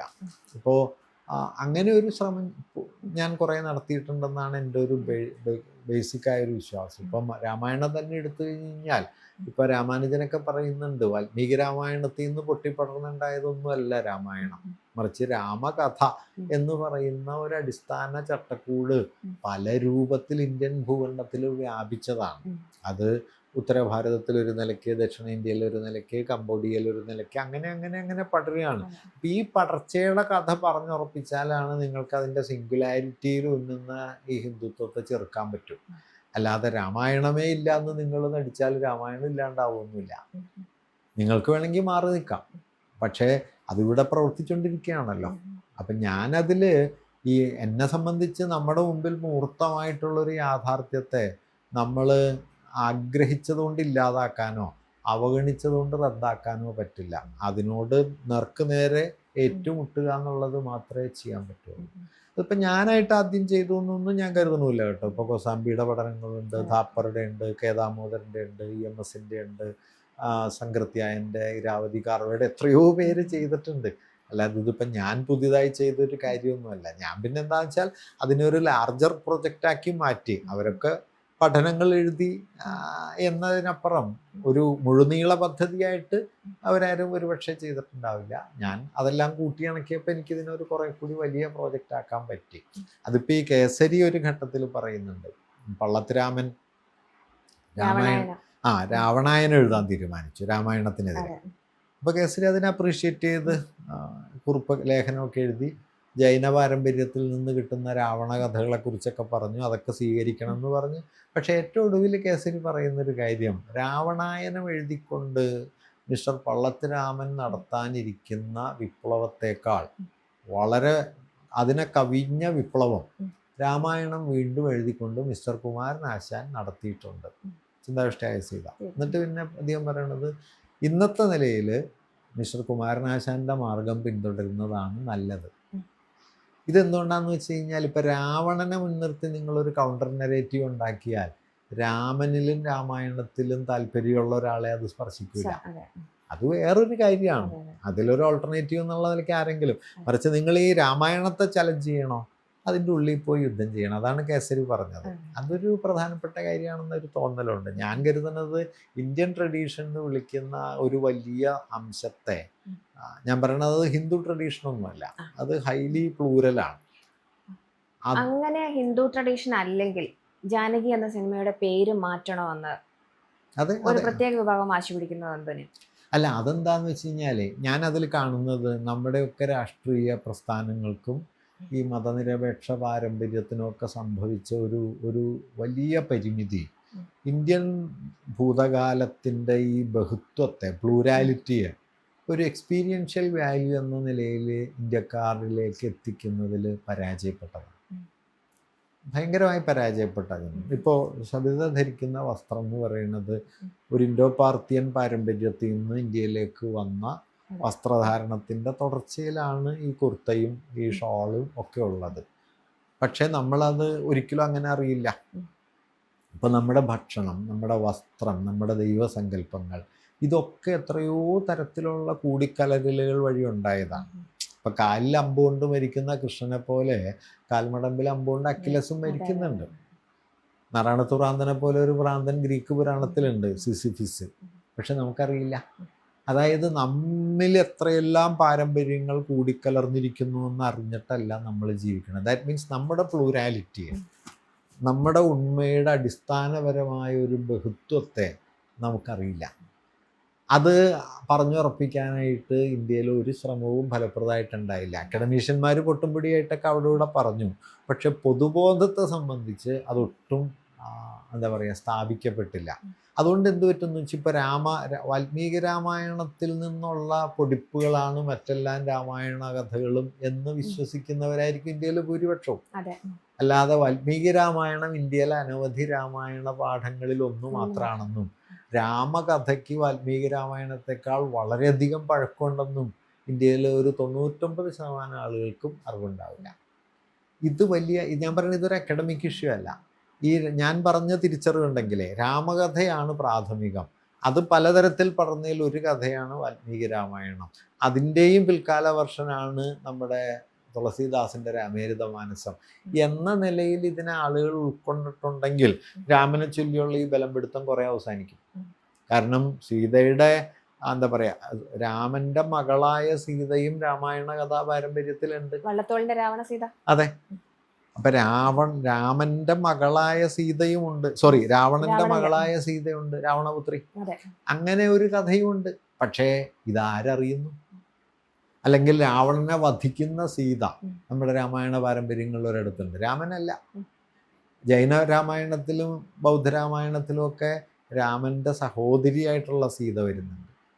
അങ്ങനെ എത്ര പാഠപാരമ്പര്യങ്ങൾ. നിർഭാഗ്യവശാൽ ഇതൊന്നും ആളുകളുടെ ഓർമ്മയിലില്ല. ഓർമ്മയിൽ കൊണ്ടുവരാനായിട്ട് ഒരു ശ്രമവും നമ്മൾ നടത്തിയില്ല. അതുകൊണ്ട് എന്ത് പറ്റുന്നു, രാമൻ എന്ന് പറഞ്ഞു കഴിഞ്ഞാൽ ഉടനെ തന്നെ ഹിന്ദുത്വത്തിന് ഇക്വേറ്റ് ചെയ്യാവുന്ന ഒരു ടെക്സ്റ്റായിട്ട് അത് മാറി. മഹാഭാരതം എന്ന് പറഞ്ഞാൽ ഹിന്ദുത്വത്തിൻ്റെ ഒരു ടെക്സ്റ്റ് മാത്രമായിട്ട് മാറി. ഇതിനകത്തുള്ള മൾട്ടിപ്ലിസിറ്റി അവർക്ക് വേണ്ട, പക്ഷെ അവർക്ക് വേണ്ട എന്നുള്ളത് കൊണ്ട് നമ്മളതിനെ വിട്ടുകളയരുത്. എൻ്റെ പോയിന്റ് അതാണ്. കാരണം ഈ ടെക്സ്റ്റ് ഇവിടെ ഉള്ളിടത്തോളം കാലം ആ ടെക്സ്റ്റിൻ്റെ പ്ലൂരാലിറ്റിയെയും മൾട്ടിപ്ലിസിറ്റിയെയും നമ്മൾ ഉയർത്തിപ്പിടിച്ചേ പറ്റൂ. ഇല്ലാത്തൊന്നാണെങ്കിൽ നിങ്ങൾ വാദിച്ചു കൊണ്ടുവരുമൊന്നും വേണ്ട, അത് തീർത്തും അക്കാഡമിക് കാര്യമാണ്. പക്ഷെ ഇത് ഏറ്റവും ഫങ്ഷണലായൊരു ഫോഴ്സായിട്ട് ഇവിടെ ഉണ്ടെങ്കിൽ ആ ഫോഴ്സിനെ നിങ്ങൾ ഇല്ല എന്ന് പറഞ്ഞതുകൊണ്ട് ഇല്ലാണ്ടാവൂലല്ലോ, അത് വർക്ക് ചെയ്യല്ലേ. അപ്പോൾ അതിനോട് എൻഗേജ് ചെയ്യാനുള്ളൊരു വഴി ഇതിനെ ഉള്ളിൽ അഴിക്കലാണ്. അങ്ങനെ അഴിച്ചാൽ മാത്രമാണ് ജാനകി എന്ന് പറയുന്ന പേര് ഒരു ഒരു ഒരു ഉടമാവകാശത്തിൻ്റെ പ്രശ്നമല്ല എന്ന് നമുക്ക് ആളുകളെ കൺവിൻസ് ചെയ്യാൻ പറ്റും. അല്ലെങ്കിൽ നിങ്ങൾക്ക് പോളമിക്കലായിട്ട് പറയാം. ഈ പോളമിക്കൽ എൻഗേജ്മെൻറ്റും ഡയലോഗും തമ്മിൽ വലിയ വ്യത്യാസമുണ്ട്. ഇന്ത്യൻ സെക്യുലർ ട്രഡീഷനിൽ ഏറിയ പങ്കും നടന്നത് ഈ പോളമിക്സ് ആണ്, തർക്കം പറയലാണ്. തർക്കം പറഞ്ഞു കഴിഞ്ഞാൽ കേൾക്കണവർ കേൾക്കുന്നല്ലാതെ അവരെ ഇത് എക്സ്പീരിയൻഷ്യലായിട്ട് സ്പർശിക്കില്ല. അപ്പം അത് സ്ഥാപിച്ചെടുക്കുക എന്നുള്ള പണി നമ്മൾ പൊതുവിൽ ചെയ്തില്ല. ഇപ്പം ഞാൻ പറയണത് പേർഷ്യൻ കൾച്ചർ ഇന്ത്യയിൽ എങ്ങനെ ഇടപെട്ടു. വാസ്തവത്തിലൊരു 4-5 നൂറ്റാണ്ട് കാലം ഉത്തരഭാരതവും ദക്ഷിണഭാരതവും തമ്മിലുള്ളതിനേക്കാൾ കൂടുതൽ അടുപ്പവും വിനിമയവും ഉത്തരഭാരതവും പേർഷ്യയും തമ്മിലുണ്ട്. നമ്മുടെ ഒരുപാട് പാരമ്പര്യങ്ങൾ ആ എൻഗേജ്മെൻറ്റിൽ നിന്ന് വന്നതാണ്. അപ്പോൾ നമ്മുടെ സംഗീതം, ഹിന്ദുസ്ഥാനി ആകട്ടെ, മുഗൾ ആർക്കിടെക്ചർ ആകട്ടെ, മിനിയേച്ചർ പെയിൻറ്റിങ് ആകട്ടെ, നമ്മുടെ ഭക്ഷണം ആകട്ടെ, ഡെക്കറേറ്റീവ് ആർട്ടാകട്ടെ, എന്തെല്ലാം ഇതൊക്കെ നമ്മുടെ ജീവിത പരിസരത്ത് ഇപ്പോഴും ഉണ്ട്. പക്ഷേ നമുക്ക് ഇന്ത്യയിലൊരു പേർഷ്യൻ കൾച്ചർ ഉണ്ട് എന്ന് ഇന്ത്യയിൽ 99% പേർക്കും അറിഞ്ഞുകൂടാ. അപ്പം നമ്മളായിരിക്കുന്നതിൻ്റെ ഉള്ളിലെ വൈവിധ്യങ്ങളെ നമുക്ക് തന്നെ അറിയാതെ വരുമ്പോൾ ഇതിൻ്റെ ഉടമാവകാശം മറ്റാരെങ്കിലും ക്ലെയിം ചെയ്യും. അപ്പം ഇത് നമ്മൾ ചലഞ്ച് ചെയ്യേണ്ടതുണ്ട്. ആ ചലഞ്ച് ചെയ്യൽ നമ്മുടെ സെക്യുലർ പ്രവർത്തനങ്ങളിലുണ്ടായില്ല, നമ്മുടെ സെക്യുലർ പാർട്ടികളും ഏറ്റെടുത്തില്ല. അതുകൊണ്ട് എന്താണെന്ന് വെച്ച് കഴിഞ്ഞാൽ ഇതെല്ലാം എന്താ പറയുക, ഹിന്ദുത്വത്തിൻ്റെ ഒരു ഉടമാവകാശത്തിലാണ് എന്ന നിലയ്ക്ക് വന്നു. അത് അവർക്ക് വളരെ ഗുണകരമാണ്. അത് വകവെച്ചു കൊടുക്കരുതെന്നാണ് എൻ്റെ ഒരു തോന്നൽ. നമ്മൾ പർപ്പസ്ഫുള്ളി വളരെയധികം പ്ലാൻഡ് ആയിട്ട് ഈ മതം ഇൻജക്റ്റ് ചെയ്യുന്ന ഒരു ജനാധിപത്യ രാജ്യമായിട്ട്, ഒരു വിചിത്ര രാജ്യമായിട്ട് നമ്മുടെ രാജ്യം മാറുന്നു. വളരെ ചെറിയ ഇടപെടലുകൾ മാത്രമേ ഓരോ ആളുകളും, ഓരോ നാടും, ഓരോ സംസ്ഥാനവും ചെയ്യുന്നുള്ളതാണ് ഞാൻ മനസ്സിലാക്കുന്നത്. വളരെ ചെറിയ ഇടപെടലുകൾ, അത് എവിടെയോ നടക്കുന്ന ഒരു കാര്യം എന്ന രീതിയിലേക്ക്, അത് എപ്പോഴോ നടക്കുന്ന ഒരു കാര്യം എന്നുള്ള രീതിയിൽ. അത് പക്ഷേ ഡാമേജ് ചെയ്യിക്കുന്നത് വെറും ഒരു 1, 2, 3 പോട്ടെ 500 ആളുകളുടെ വെറും വ്യക്തി താല്പര്യവും സാമ്പത്തിക താല്പര്യവും രാഷ്ട്രീയ താല്പര്യവും മാത്രമാകുന്ന സമയത്ത് ഒരു സമൂഹത്തെ, എത്രയും ഇന്ത്യ പോലുള്ള വലിയൊരു ഘടനയെ തന്നെ, സാമൂഹിക ഘടനയെ തന്നെ മാറ്റുന്ന രീതിയിലേക്ക് ഇത് വളരുക എന്നത് സത്യത്തിൽ ഭീതി ഉളവാക്കുന്ന ഒന്നാണ്. അതിന് നമ്മൾ മിത്തിക്കൽ ഹിസ്റ്ററിയെ കൂട്ടുപിടിക്കുന്നു, നമ്മൾ റോഡുകളുടെ പുനർനാമകരണങ്ങൾ നടത്തുന്നു, മുഗൾ ഹിസ്റ്ററിയെ നമ്മൾ പാടെ വിസ്മരിക്കുന്നു. മുഗളന്മാർ നമ്മൾക്ക് തന്നിരിക്കുന്ന എല്ലാ സംഭാവനകളെയും, ഇപ്പം നേരത്തെ മാഷ് പറഞ്ഞ പേർഷ്യൻ സംസ്കാരത്തെക്കുറിച്ച് പറഞ്ഞപ്പോഴാണ്, പേർഷ്യൻ ഭാഷയിലേക്കാണല്ലോ ആദ്യമായിട്ട് മഹാഭാരതം അക്ബർ ചക്രവർത്തിയാണ് ട്രാൻസ്ലേറ്റ് ചെയ്ത് കൊണ്ടുവരുന്നത്. സാംസ്കാരികപരമായിട്ടും സാഹിത്യപരമായിട്ടും സംഗീതപരമായിട്ടും മാഷ് പറഞ്ഞ പോലെ ഏറ്റവും കൂടുതൽ കോൺട്രിബ്യൂഷൻ വന്നിരിക്കുന്ന ഒരു ഭാഷയാണ് പേർഷ്യൻ ഭാഷ എന്ന് പറയുന്നത്. അപ്പം ഇതേപോലുള്ള കാര്യങ്ങളിൽ നിന്നെല്ലാം, എല്ലാത്തിൽ നിന്നും മാറ്റി നിർത്തിക്കൊണ്ട് എവിടെയോ എന്തെല്ലാം രീതിയിലുള്ള ഒരു തരത്തിലുള്ള നീചമായ ധ്രുവീകരണം മനുഷ്യരിൽ സംഭവിക്കുന്നു. അതിനെ ഏറെക്കുറെ ചേർത്ത് നിന്ന് ഒരു വിഭാഗം എന്ന് പറഞ്ഞാൽ സൗത്ത് ഇന്ത്യൻസ് ആണ്. പക്ഷെ പയ്യെ എന്താ പറയുക, നമ്മളത് ഇഗ്നോർ ചെയ്യുന്ന, നമ്മൾ അവിടെ നോൺ ഫങ്ഷണലായി മാറുന്ന ഒരു കാഴ്ച ഉണ്ട്. അല്ല, എനിക്കതിൽ തോന്നുന്നൊരു കാര്യം, നമ്മളിപ്പോൾ ഒരു ലാർജർ സെൻസിൽ പറഞ്ഞാൽ നമ്മൾ ഒരു മോഡേൺ സൊസൈറ്റിയാണ്. ഇപ്പോൾ കേരളത്തെ മുൻനിർത്തി പറഞ്ഞാൽ കുറച്ചുകൂടി കൃത്യമായിട്ട് പറയാം, ഒരു ആധുനിക സമൂഹത്തിന് വേണ്ടുന്ന പശ്ചാത്തല വികാസങ്ങളൊക്കെ വലിയൊരളവോളം കൈവന്നൊരു സമൂഹമാണ്. നമ്മുടെ വിദ്യാഭ്യാസം, ഗതാഗതം, സാങ്കേതിക വിദ്യ, വാർത്താവിനിമയം, അങ്ങനെ നമ്മൾ സൂചകങ്ങളൊക്കെ എടുത്തു നോക്കിയാൽ നമ്മളൊരു ഡെവലപ്ഡ് കൺട്രി എന്ന് പറയാവുന്ന മട്ടിൽ പല സ്ഥലങ്ങളിലും എത്തിയിട്ടുണ്ട്. ഇപ്പോൾ സമീപകാലത്ത് ഏറ്റവും കൂടുതൽ ചർച്ച ചെയ്യപ്പെട്ട IMR, ഇൻഫൻറ്റ് മോർട്ടാലിറ്റി, നമ്മൾ 5-ലെത്തി. ഏതാണ്ട് $3,500 പെർ ക്യാപിറ്റ ഉള്ള കേരളത്തിന് 5 IMR എത്തി എന്നുള്ളത് അത്ഭുതകരമായൊരു വളർച്ചയായിട്ടാണ് ഞാൻ കാണുന്നത്.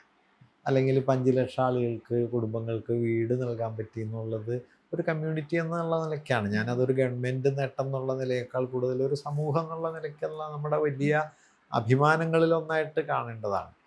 അത്തരം കാര്യങ്ങളൊക്കെ ഒരു ഭാഗത്ത് നടക്കുമ്പോൾ, അല്ലെങ്കിൽ ഇപ്പോൾ നമ്മുടെ റോഡ്, ആശുപത്രി, സ്കൂളുകൾ ഭൗതികമായിട്ട് നോക്കിക്കോളൂ, താരതമ്യേന വളരെ നല്ലതാണ്. പക്ഷേ ഇതിന് തത്തുല്യമായ, സവിത നേരത്തെ പറഞ്ഞ ഒരു ലോകബോധം ഉണ്ടോ? ഒരു സോഷ്യൽ കോൺഷ്യസ്നെസ്സിൻ്റെ തലത്തിൽ ഈ ഒരു വളർച്ച റിഫ്ലക്റ്റ് ചെയ്യപ്പെടണോ എന്ന് ചോദിച്ചാൽ ഇല്ല. ഇപ്പം ഇതൊന്നും ഇല്ലാത്ത കാലത്തുള്ളതിനേക്കാൾ മതവിദ്വേഷം കേരളത്തിൽ ഇപ്പം ഉണ്ട്. ഇതൊന്നും ഇല്ലാത്ത കാലത്തേക്കാൾ ജാതീയതയും സ്ത്രീവിരുദ്ധതയും ഒക്കെ ഇപ്പൊ നമുക്ക് കാണാൻ പറ്റും. അതുകൊണ്ടാണല്ലോ ആർത്തവവിവേചനം എന്ന വാക്ക് പ്രസക്തമായിരുന്നത്. അപ്പം അതെങ്ങനെ സംഭവിക്കുന്നു എന്നുള്ളത് നമ്മൾ സൂക്ഷിച്ച് പഠിക്കേണ്ടതാണ്. സാധാരണ നിലയിൽ നമ്മൾ പ്രതീക്ഷിക്കുന്ന എന്താണ്? പശ്ചാത്തല സൗകര്യങ്ങളും ഭൗതിക വളർച്ചയും ഒക്കെ ഉണ്ടാകുന്ന സമൂഹം കുറെ കൂടി സോഷ്യലി ആധുനികമായി തീരുന്നതാണല്ലോ. ഇത് നേരെ റിവേഴ്സാണ്. ഇതിനേക്കാളൊക്കെ എത്രയോ പിന്നരയിൽ ജീവിച്ചൊരു, പശ്ചാത്തല സൗകര്യങ്ങളിൽ പിന്നരയിലായിരുന്ന ഒരു കാലത്ത് കേരളം ഇതിനേക്കാൾ ആധുനികമായ ലോകബോധം ഉണ്ടായിരുന്നു. ഇപ്പം എല്ലാവരും പറയുന്നൊരു ഉദാഹരണം ഉണ്ടല്ലോ, 71 MT വാസുദേവനായർക്ക് നിർമ്മാല്യം എടുക്കാൻ പറ്റി, 2021 നിർമ്മാല്യം എടുക്കാൻ പറ്റില്ലല്ലോ. അത് MTയും പറഞ്ഞിട്ടുണ്ട്, നമ്മളൊക്കെ മനസ്സിലാക്കുന്നുണ്ട്. അല്ലെങ്കിൽ ഇനി അമ്പലങ്ങൾക്ക് തീ കൊളുത്തുക എന്ന് വീട്ടിൽ വട്ടതിരിപ്പാട് ഒരുക്കി എഴുതി, പഞ്ഞാൾപ്പാടത്തെ കശാപ്പിശാല എന്ന് എഴുതി. ഇതൊന്നും നമുക്ക് 50 കൊല്ലത്തിന് ഇപ്പുറം ആലോചിക്കാനും പറയാനും പറ്റാത്ത മൂലകളും ഇപ്പൊ അതിടാൻ പറ്റില്ല. ബഷീറിന് പറ്റില്ല. അപ്പൊ ഞാൻ പറഞ്ഞത്, നമ്മൾ ഭൗതികമായി വലിയ തോതിൽ വളരുമ്പോഴും ആ വളർച്ചയ്ക്ക് തത്തുല്യമായ അവബോധ വികാസം സമൂഹത്തിൽ ഉണ്ടായില്ല എന്നൊരു വലിയ ഇഷ്യൂ നിൽക്കുന്നുണ്ട്. അത് കേരളത്തിലെന്ന പോലെ തന്നെ അതേ അളവിലല്ലെങ്കിലും ഇന്ത്യയിലുടനീളമുണ്ട്. ഇപ്പോൾ ഇന്ത്യയിലുടനീളം നമ്മൾ നോക്കിയാൽ വലിയ വിദ്യാഭ്യാസവും പുരോഗതി, അല്ലെങ്കിൽ ബിരുദങ്ങളും തൊഴിലും പണമൊക്കെ നേടിയ ആളുകളാണല്ലോ ഏറ്റവും വിദ്വേഷപൂർണമായ ജീവിതബോധം വെച്ച് പുലർത്തുന്നത്. അപ്പം അവിടെ ഉണ്ടായ എൻ്റെ ഒരു തോന്നൽ, ഞാനത് പലയിടത്തും പറഞ്ഞിട്ടുണ്ട്, നമ്മൾ മോഡേൺ ആകുന്നത് ഏത് ഫേസിലാണെന്ന് ചോദിച്ചു കഴിഞ്ഞാൽ ടെക്നോളജിക്കലി ആണ്, അല്ലെങ്കിൽ പശ്ചാത്തല തലത്തിൽ നമ്മൾ മോഡേൺ ആണ്. എല്ലാ ആധുനിക സാങ്കേതിക വിദ്യ ഉപയോഗിക്കുന്നുണ്ട്, അതിൻ്റെ നല്ല കൈകാര്യകർത്താക്കളുമാണ്. പക്ഷേ അതേ ആധുനിക ബോധം ജീവിതത്തിലുണ്ടോ എന്ന് ചോദിച്ചാൽ ഇല്ല. അതായത് ആധുനികതയെ ഉപകരണപരമായിട്ടല്ലാതെ അവബോധപരമായിട്ട് വികസിപ്പിക്കാനായിട്ട് നമുക്ക് പറ്റിയില്ല. ഇപ്പം നാരായണഗുരുവിൻ്റെ ഒരു വലിയ പ്രാധാന്യം ഞാൻ കാണുന്നത് ഈ സോദരത്വേന എന്നത് ഭയങ്കര മോഡേണായ ഒരാശയമാണ്. കാരണം എല്ലാ മനുഷ്യരും തുല്യരാകണമെന്ന തത്വത്തിൽ നിന്നാണ് നിങ്ങൾക്ക് സോദരത്വേന എന്ന് പറയാൻ പറ്റുക. അത് പക്ഷേ റോഡ് ചെയ്യുകയാണ് ചെയ്തത്, പിന്നെ കുറയുകയാണ് ചെയ്തത്, വളരെയല്ല. ഇപ്പോഴാകട്ടെ അത് ഏതാണ്ട് വിസ്മൃതമായി കഴിഞ്ഞു. ഓരോ കമ്മ്യൂണിറ്റിയും അവരവരുടെ, അതേസമയം അവരൊക്കെ ഭയങ്കര ബിരുദം നേടുകയും വലിയ ഉദ്യോഗസ്ഥരും പണ്ഡിതരും പ്രതാപശാലികളായിട്ട് മാറുകയും ചെയ്തു. അപ്പം അങ്ങനെ അകമയുള്ളൊരു പിളർപ്പ് ഒരു സമൂഹം എന്ന നിലയിൽ ഇന്ത്യയിലുടനീളമുണ്ട്, കേരളത്തിലും ഇപ്പോൾ അത് ഉണ്ട്. അതിൻ്റെ ഒരു പ്രത്യാഘാതമാണ് നമ്മൾ ഈ ഭൗതിക വികാസങ്ങളൊക്കെ നേടുമ്പോഴും സാമൂഹ്യ അവബോധത്തിൻ്റെ തരത്തിൽ വലിയ തിരിച്ചടി നേരിടുന്നത്. ഇപ്പം നമ്മൾ സെക്കുലർ എന്ന് വിളിക്കുന്ന മനുഷ്യർ തന്നെ സെക്കുലറായിരിക്കുന്നത് അവരുടെ പുറം ജീവിതത്തിലാണ്. അവരുടെ ജീവിതത്തിൻ്റെ സൂക്ഷ്മ സ്ഥലങ്ങളിൽ അവർ പലപ്പോഴും കമ്മ്യൂണലാണ്. ഇപ്പോൾ പണിക്കര് മാഷ് സമീപകാലത്ത് മരിച്ചുപോയ മാഷ് എപ്പോഴും പറയായിരുന്നു, നമ്മുടെ സെക്കുലറിസം ചെരുപ്പിട്ട് വീട്ടിൽ കയറുന്ന പോലെയാണെന്ന് പറയും. പുറത്ത് നടക്കുമ്പോൾ ചെരുപ്പുണ്ട്, വീടിനകത്ത് കയറുമ്പോൾ നമ്മൾ ചെരുപ്പ് ഊരി വെക്കുമല്ലോ എന്നതുപോലെ നമ്മുടെ സെക്കുലറിസവും ആൻറ്റി കാസ്റ്റിസവും അല്ലെങ്കിൽ നമ്മുടെ സ്ത്രീ സ്വാതന്ത്ര്യബോധവും ഒക്കെ വീടിന് പുറത്താണ്. അകത്തേക്ക് കയറി കഴിഞ്ഞാൽ വീട് വളരെ യാഥാസ്ഥിതികമായ, ഒരു പക്ഷേ പഴയതിനേക്കാൾ യാഥാസ്ഥിതികമെന്ന് തോന്നാവുന്ന ഒരു സ്ഥലമായിട്ട് ഇപ്പോൾ നിൽക്കുന്നുണ്ട്. അപ്പം ഞാൻ അതിൽ കാണുന്നത് ഈ ഫാമിലിയൽ സ്പേസിനെ ഡെമോക്രറ്റൈസ് ചെയ്യാനും സെക്കുലറാക്കാനും മോഡേണാക്കാനുമുള്ള ഒരു ശ്രമവും കഴിഞ്ഞ ഒരു അരനൂറ്റാണ്ടായിട്ട് നമ്മുടെ നാട്ടിൽ നടന്നിട്ടില്ല. അതുകൊണ്ട് എല്ലാ യാഥാസ്ഥിതികത്വത്തിനും ഒളിച്ചു താമസിക്കാൻ വീടുണ്ട്. അത് പറഞ്ഞപ്പോഴാണ് നമ്മൾ സാംസ്കാരികപരമായിട്ട് എത്രത്തോളം പിന്നോട്ട് പോയി എന്നുള്ളതിൻ്റെ ഒരു തെളിവായിട്ട് എനിക്ക് തോന്നിയത്. പെൺകുട്ടി, ഒരു സ്ത്രീ എന്ന രീതിയിൽ എനിക്ക് റിലേറ്റ് ചെയ്യാൻ പറ്റുന്ന കാര്യമാണ് പ്യൂബേർട്ടി സ്റ്റേജ്. പെൺകുട്ടികളുടെ പ്യൂബേർട്ടി സ്റ്റേജ് ആഘോഷിക്കുന്ന ഒരു കാലം തിരിച്ചു വരികയാണ്. അതെ, ഒരു കാലത്ത് നമ്മൾ എടുത്തു കളഞ്ഞതാ. ഒരു കാലത്ത് ഒരു യുവതിയാവുന്ന കാലഘട്ട ഒരു സമയത്തെ വളരെ ഒരു പെൺകുട്ടിയുടെ വളരെ പ്രൈവസി ആയിട്ടുള്ള ഒന്നായിട്ട് കാണുന്നത് ഇപ്പോൾ ആഘോഷിക്കപ്പെടുന്നു. ഒരുപാട് തരത്തിലുള്ള ആചാരങ്ങൾ, ഈ ആചാരങ്ങളുടെ അകമ്പടിയോട് കൂടിയിട്ടാണ് നമ്മൾ നമ്മുടെ ഒളിച്ചു കടത്തലുകൾ, ആശയപരമായിട്ടുള്ള ഒളിച്ചു കടത്തലുകളെല്ലാം തന്നെ നടത്തുന്നത്. അതായത് മതം എന്ന് പറയുന്നത് നമ്മളിപ്പോൾ നേരത്തെയൊക്കെ പറയുമ്പോൾ പറയുമല്ലോ, മതമെന്ന് പറയുന്നത് ഒരു എത്തിക്കൽ വാല്യൂ ആയിട്ടാണോ നിങ്ങളിൽ പ്രവർത്തിക്കുന്നത്, അതൊരു റിച്വൽ പ്രാക്ടീസ് ആയിട്ടാണോ എന്നുള്ളത് വളരെ പ്രധാനമാണ്. റിച്വൽ ആണെങ്കിൽ അത് റിയാക്ഷണറി ആവാനുള്ള സാധ്യത വളരെ കൂടുതലാണ്. കാരണം എല്ലാ റിച്വൽസും അതുണ്ടായ കാലത്തിൻ്റെ പല മുദ്രകളും പതിഞ്ഞു കിടക്കുന്നതായിരിക്കും. റിച്വൽസിനെ നമ്മൾ നിരന്തരം നവീകരിച്ചുകൊണ്ടിരിക്കണം. കാരണം ഒരു റിച്വലും ശാശ്വതമല്ലല്ലോ. അതത് കാലത്തിൻ്റെ പല താല്പര്യങ്ങൾ ചേർന്നിട്ടാണ് റിച്വൽ ഉണ്ടാകുന്നത്. മാറുന്നതും അങ്ങനെയാണ് കേട്ടോ. ഇപ്പം ഞാനൊരു പ്രസംഗത്തിൽ പറഞ്ഞു, ശബരിമലയിൽ പണ്ട് ശയനപ്രദക്ഷിണമുണ്ട്. ആള് വല്ലാതെ കൂടിയപ്പോൾ ശയനപ്രദക്ഷിണം നിർത്തി. ഇപ്പം ശയനപ്രദക്ഷിണം ഇല്ല, കാരണം ശയനപ്രദക്ഷിണം നടത്താൻ സ്ഥലമില്ല. അല്ലെങ്കിൽ 18-ാം പടിയിൽ പണ്ട് തേങ്ങ ഉടയ്ക്കുമായിരുന്നു. ഇപ്പം തേങ്ങ ഉടയ്ക്കുന്നില്ല, കാരണം ആളുകൾക്ക് കയറാൻ തന്നെ സ്ഥലമില്ല. പിന്നെ തേങ്ങ ഉടയ്ക്കണ എവിടെയാ? അപ്പം ഇങ്ങനെ പലതും മാറും. മതവിശ്വാസിയായ ഒരാളെ, അയാളുടെ മതബോധത്തെ ആ മതത്തിൻ്റെ ഒരു എത്തിക്കൽ ഫൗണ്ടേഷനിലേക്ക് കൊണ്ടുപോകാനാണ് നമ്മൾ സമ്മർദ്ദം ചെലുത്തേണ്ടത്. നിശ്ചയമായിട്ടും മതത്തിൻ്റെ റിച്വൽസിനോടൊക്കെ ക്രിട്ടിസാവുകയും വേണം. പക്ഷേ മതമെന്ന് പറയുന്നത് റിച്വൽ പ്രാക്ടീസ് അല്ലെന്നും അതിനൊരു ചില എത്തിക്കൽ ഡയമെൻഷൻസ് ഉണ്ടെന്നും വിശ്വാസിയോടുകൂടി പറയണം. നിർഭാഗ്യവശാൽ നമ്മുടെ മതബോധം കൂടുതൽ റിച്വലിസ്റ്റിക് ആകുന്നു, അതേ അളവിൽ എന്താ പറയുക എത്തിക്കൽ അല്ലാണ്ടാവുന്നു എന്ന് വേണമെങ്കിൽ പറയാം. ഇപ്പോൾ സംഭവിച്ചുകൊണ്ടിരിക്കുന്ന കാര്യം അതാണ്. അപ്പം അതതിൻ്റെ തീവ്രതയിലെത്തിയിട്ട് മതം എന്ന് പറയുന്നത് ഒരു മനുഷ്യവിരുദ്ധ പ്രയോഗമായിട്ട് മാറുന്നതാണ് നമ്മളിപ്പോൾ കാണുന്നത്. അപ്പോൾ അതിലൊക്കെ ഇടപെടാൻ ഒരു ഡയലക്റ്റിക്കൽ അപ്രോച്ച് വേണമെന്നാണ് എനിക്ക് തോന്നിയിട്ടുള്ളത്. ബ്ലാക്ക് ആൻഡ് വൈറ്റ് ആയിട്ട് ഇതിനെ നേരിടാൻ പറ്റില്ല. കാരണം മതത്തിൽ വിശ്വസിക്കുന്ന ഒരാളെ നമ്മൾ അഡ്രസ്സ് ചെയ്യണം, അതേസമയം മതത്തെ ആചാരമാകുന്നതിനെ എതിർക്കുകയും വേണം. കാരണം ആചാരത്തിൽ എപ്പോഴും ഒരു റിയാക്ഷണറി പൊട്ടൻഷ്യൽ ഉണ്ടാവും. അപ്പം മതത്തെ അംഗീകരിച്ചും മതത്തെ വിമർശിച്ചും ഉള്ള ഒരു വൈരുദ്ധ്യാത്മക നിലപാടും ഇതിലാവശ്യമുണ്ട്. അത്രയൊന്നും പലരും ഒന്നുകിൽ വെളുപ്പ് അല്ലെങ്കിൽ കറുപ്പ് എന്നുള്ള മട്ടിൽ കാണുന്നതോടെ ഇതിൻ്റെ യുക്തി വളരെ ദുർബലമായി പോകും. അതേപോലെ നമ്മുടെ കലണ്ടറിലെ ചുവന്ന അക്കങ്ങൾ കൂടുന്നു, ജയന്തികൾ. അതെ ഒക്കെ കൂടി വരികയാണ്. അതെ, ഇതൊക്കെ ഒരു പ്രതിരോധം എന്നുള്ള രീതിയിൽ സംസ്കൃത സംഘം എന്ന് പറയുന്നത് ഒരു ശ്രമം നടത്തിയിട്ടുണ്ടായിരുന്നു. ഗ്ലീഡവും കുറച്ച് ആളുകളും ഉൾപ്പെടുന്നത്. അതെ, അത് ഫലിച്ചില്ല. ഞാനതിൻ്റെ മുൻനിരയിലുണ്ടായിരുന്നില്ല. അതിൻ്റെ സംഘാടകരൊക്കെ മറ്റ് കേരളത്തിലെ സംസ്കൃത അധ്യാപകരുടെ ഒരു കൂട്ടായ്മയായിട്ടാണ് അത് വന്നത്. കാരണം സംസ്കൃതത്തെ ഒരു ഹിന്ദുത്വ ഫോഴ്സാക്കുന്നതിന് പകരം അതിനുള്ളിൽ ഇടപെടാനുള്ള ഒരു കൗണ്ടർ നെറേറ്റീവും സ്ട്രാറ്റജിയൊക്കെ രൂപപ്പെടുത്താനുള്ള ശ്രമമായിട്ടാണ് അത് വന്നത്. അതിൻ്റെ ചില മീറ്റിങ്ങുകളിലൊക്കെ എന്നെ വിളിച്ചിരുന്നു. ഞാൻ വിളിച്ച സ്ഥലത്തൊക്കെ പോയി ഈ വിഷയങ്ങളൊക്കെ സംസാരിക്കുകയും ചെയ്തിരുന്നു. പക്ഷേ ഒരു സംഘടനാ രൂപത്തിലേക്കോ അല്ലെങ്കിൽ ഒരു വളരെ സജീവമായൊരു ആശയ ഇടപെടലിലേക്കോ അത് വികസിച്ചില്ല. അത് വികസിക്കേണ്ടതായിരുന്നു.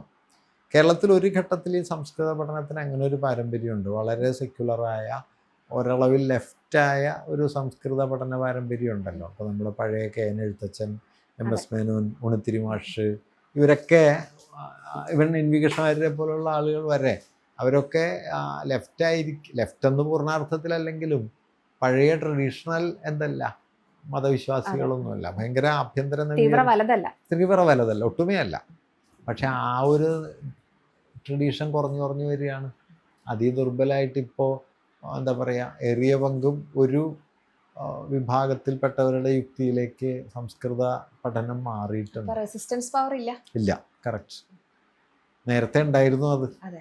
സാൻസ്ക്രിറ്റ് സ്കോളേഴ്സ് തന്നെ ഇതിനകത്ത് റെസിസ്റ്റ് ചെയ്തിരുന്നു. പക്ഷെ അത് ദുർബലമായിക്കൊണ്ടിരിക്കുന്നു എന്ന് എൻ്റെ ഒരു തോന്നൽ. അതേപോലെ നമ്മുടെ ചരിത്ര ഗവേഷണ കൗൺസിൽ കേരളത്തിൽ കാര്യമായ മാറ്റങ്ങളൊന്നുമില്ലാതെ കൃത്യമായ വസ്തുനിഷ്ഠമായി നടക്കുന്നു എന്നാണ് വിശ്വാസം. അതെ.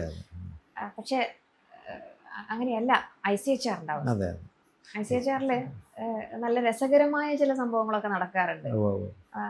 വേണ്ടി വന്നു കഴിഞ്ഞാൽ രാമന്റെ ജനന തീയതി വരെയൊക്കെ കണ്ടെത്താവുന്ന സ്ഥിതിയിലേക്ക് റെക്കോർഡിക്കലി മാറ്റിയിടണം എന്നുള്ള നിർദ്ദേശങ്ങളൊക്കെ ഉന്നതിയിൽ നിന്നും വരാറുണ്ട്. നമ്മുടെ ചരിത്ര ഗവേഷണ കൗൺസിൽ അട്ടിമറിക്കപ്പെടുന്ന രീതിയിലേക്ക് പലപ്പോഴും, അതേപോലെ തന്നെ ഒരുപാട് ഈ ഓട്ടോണമസ് ആയിട്ടുള്ള പല ഓർഗനൈസേഷൻസും, അതിന്റെ ഒരു ഏറ്റവും വലിയ ഉദാഹരണമായിരുന്നു വൈകി പ്രഖ്യാപിച്ച കേന്ദ്ര സാഹിത്യ അക്കാദമി അവാർഡ്.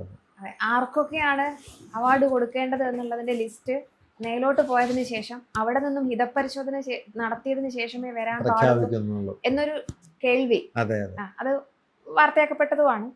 അപ്പൊ ഇത്തരത്തിൽ ഈ നേരത്തെ പറഞ്ഞതുപോലെ ഇടപെടലുകൾ, കലാകാരൻ എന്ന് പറയുന്നത് വളരെ സ്വതന്ത്രമായിട്ട് എല്ലാ ആവിഷ്കാര സ്വാതന്ത്ര്യം അങ്ങേയറ്റം കൊണ്ടാടുന്ന ആളുകളാണ്, അങ്ങേയറ്റം അവർ ഉപയോഗിക്കുന്നതാണ്. അവിടെ നടത്തുന്ന രാഷ്ട്രീയ ഇടപെടലുകൾ ഒരു പക്ഷേ അതൊരു വിധേയപ്പെടലിന്റെ ഭാഗം കൂടി ആവുന്നുണ്ട്. തീർച്ചയായിട്ടും. അതുകൊണ്ടാണല്ലോ ശ്രേഷ്ഠ ഭാഷ മലയാളം ആയതിന് ഇവിടുന്ന് ഒരു പറ്റം ആള് എഴുത്തുകാരുമായിട്ട് പോയി. നന്ദി അറിയിക്കാൻ അതെ പോയത് അതെ അതെ അതെ അല്ലേ? അതെ.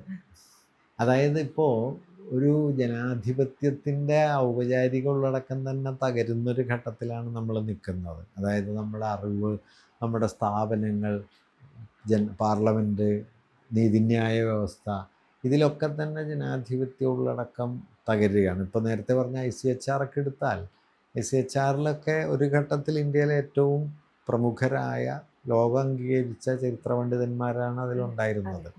അപ്പോൾ കഴിഞ്ഞൊരു 5-8 വർഷം മുമ്പ് ICHR റീകോൺസ്റ്റിറ്റ്യൂട്ട് ചെയ്തപ്പോൾ റോമില ഥാപ്പർ അതിനെക്കുറിച്ചൊരു കമൻറ്റ് പറഞ്ഞത്, എനിക്കറിവില്ലാഞ്ഞിട്ടായിരിക്കും, ഇവരെയൊന്നും എനിക്കറിയില്ല എന്ന് പറഞ്ഞു.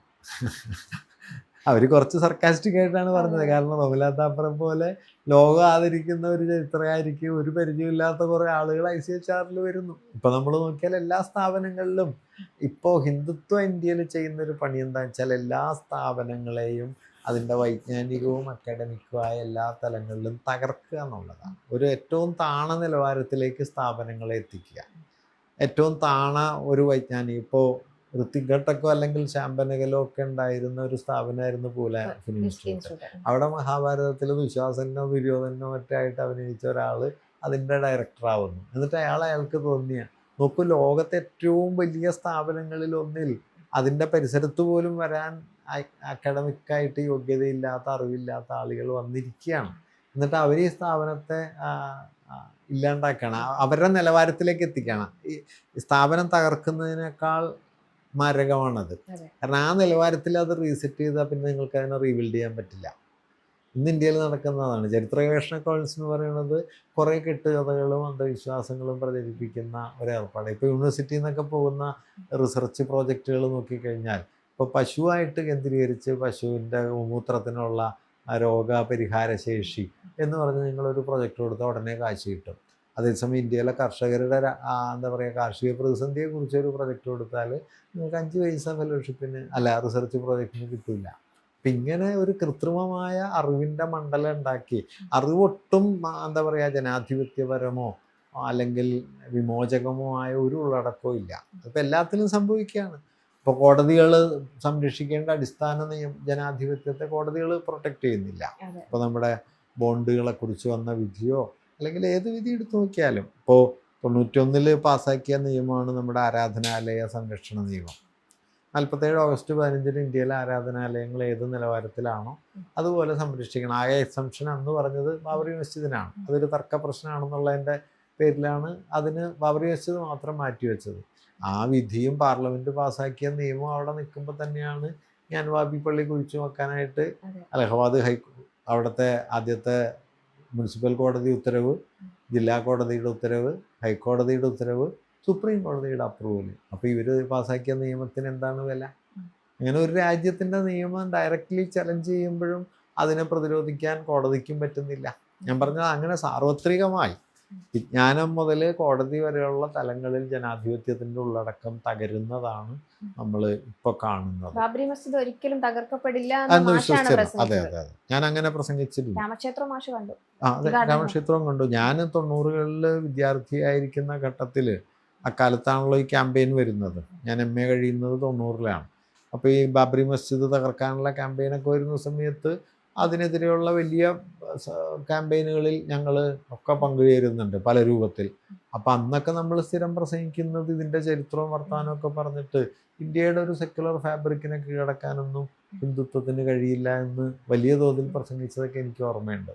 അവിടെ നിന്ന് പോയി ബാബറി പള്ളി പൊളിച്ചു, രാമക്ഷേത്രം വന്നു, അത് ഉദ്ഘാടനം ചെയ്യാൻ പ്രധാനമന്ത്രി പോയി. ഏത് തരത്തിലുള്ള പതനങ്ങൾ കണ്ടാണ് ഒരു ജീവിതം പൂർത്തിയാവേണ്ടതെന്ന് ഞാൻ ഇടയ്ക്കിങ്ങനെ സ്വയം ആലോചിക്കാറുണ്ട്. കാരണം ഒരു 35 കൊല്ലം മുമ്പ് നമ്മളെ പ്രചോദിപ്പിച്ച എല്ലാ ആശയങ്ങളും ഏതാണ്ട് അതിൻ്റെ മരണശയ്യയിൽ കിടക്കുന്നത് ഇപ്പം കണ്ടുകൊണ്ടിരിക്കുകയാണ്. നിരാശ തോന്നിയിട്ടുണ്ടോ എന്തെങ്കിലും? നിരാശ 2 തലത്തിൽ പറയാം. വ്യക്തിപരമായിട്ട് എനിക്ക് അങ്ങനെ വലിയ നിരാശാബോധമൊന്നുമില്ല. കാരണം ഞാനങ്ങനെ വലിയ പ്രതീക്ഷകളൊന്നും വാസ്തവത്തിൽ എനിക്കുണ്ടായിരുന്നില്ല. ഈ വഴിയൊന്നും ഞാൻ നേരത്തെ പറഞ്ഞല്ലോ, ഒന്നും പ്ലാൻ ചെയ്ത വഴിയല്ല. പ്ലാൻ ചെയ്ത് തുടങ്ങിയത് രാഷ്ട്രീയ ജീവിതമാണ്. അത് വേണ്ടെന്ന് വെച്ചതിന് ശേഷം അധ്യാപകനാവണമെന്നോ മറ്റെന്തെങ്കിലും ആയിത്തീരണമെന്നൊന്നും ഞാനങ്ങനെ പ്രതീക്ഷിച്ചിട്ടില്ല. രണ്ട് തരത്തിൽ വേറെ നിരാശയുണ്ടെന്ന് പറയാം. ഒന്ന്, ഈ മനുഷ്യർക്കിടയിലുള്ള തമ്മിലുള്ള വിദ്വേഷം എന്നെ കുറേ നിരാശപ്പെടുത്തിയിട്ടുണ്ട്. പ്രത്യേകിച്ചും കഴിഞ്ഞൊരു 10-15 വർഷത്തിനിടയിൽ നമ്മൾ സുഹൃത്തുക്കളെന്നൊക്കെ കരുതിയിരുന്ന ആളുകൾ ചില സന്ദർഭങ്ങളിൽ പ്രത്യക്ഷത്തിൽ അങ്ങനെ ചെയ്തവർ കുറവാണ്. പക്ഷേ നമ്മളറിയുമല്ലോ, ഈ ഗോസിപ്പുകളും അപവാദങ്ങളും ഒക്കെ ഏറ്റെടുത്ത് പ്രവർത്തിക്കുന്നത് കാണുമ്പോൾ നമുക്കുള്ള അത് ഒരു പ്രചാരം അത് കൊടുക്കുന്നത് കാണുമ്പോൾ അതുണ്ടാക്കുന്നത് എന്താണെന്നറിയോ? നമ്മളിലുള്ളൊരു മനുഷ്യരിലുള്ള വിശ്വാസത്തെ അത് ഏതോ നിലയിൽ ഒലച്ചു കളയും. തീർച്ചയായിട്ടും. നമ്മൾ ആഴത്തിൽ വിശ്വസിച്ച ഒരാൾ ഒരു നിർണായക സന്ദർഭത്തിൽ ആരോ പറയുന്ന ഒരു അപവാദം ഏറ്റുപറയുന്ന ഒരാളാകുമ്പോൾ ഞാനതിനോടൊന്നും പ്രതികരിക്കാറില്ല. റിലേറ്റ് ചെയ്യാൻ പറ്റും. എല്ലാ മനുഷ്യർക്കും റിലേറ്റ് ചെയ്യാൻ പറ്റും.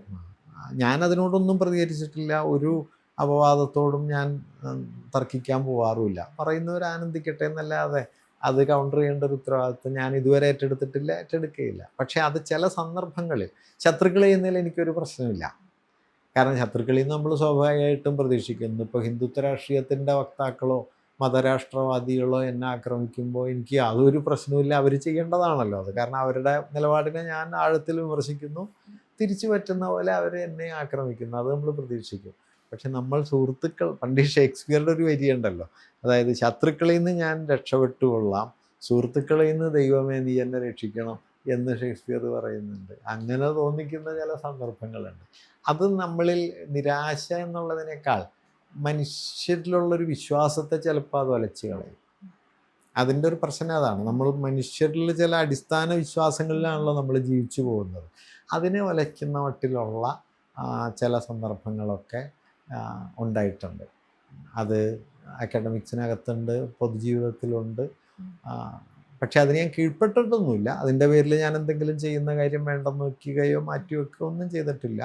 ഈ കഴിഞ്ഞ ഒരു 15-20 വർഷത്തിനിടയിൽ എൻ്റെ ഒരു പൊസിഷനിലും വിട്ടുവീഴ്ച ചെയ്യാതെ തന്നെ ഞാൻ കഴിയുന്നതും തുടർന്ന് പോന്നിട്ടുണ്ട്.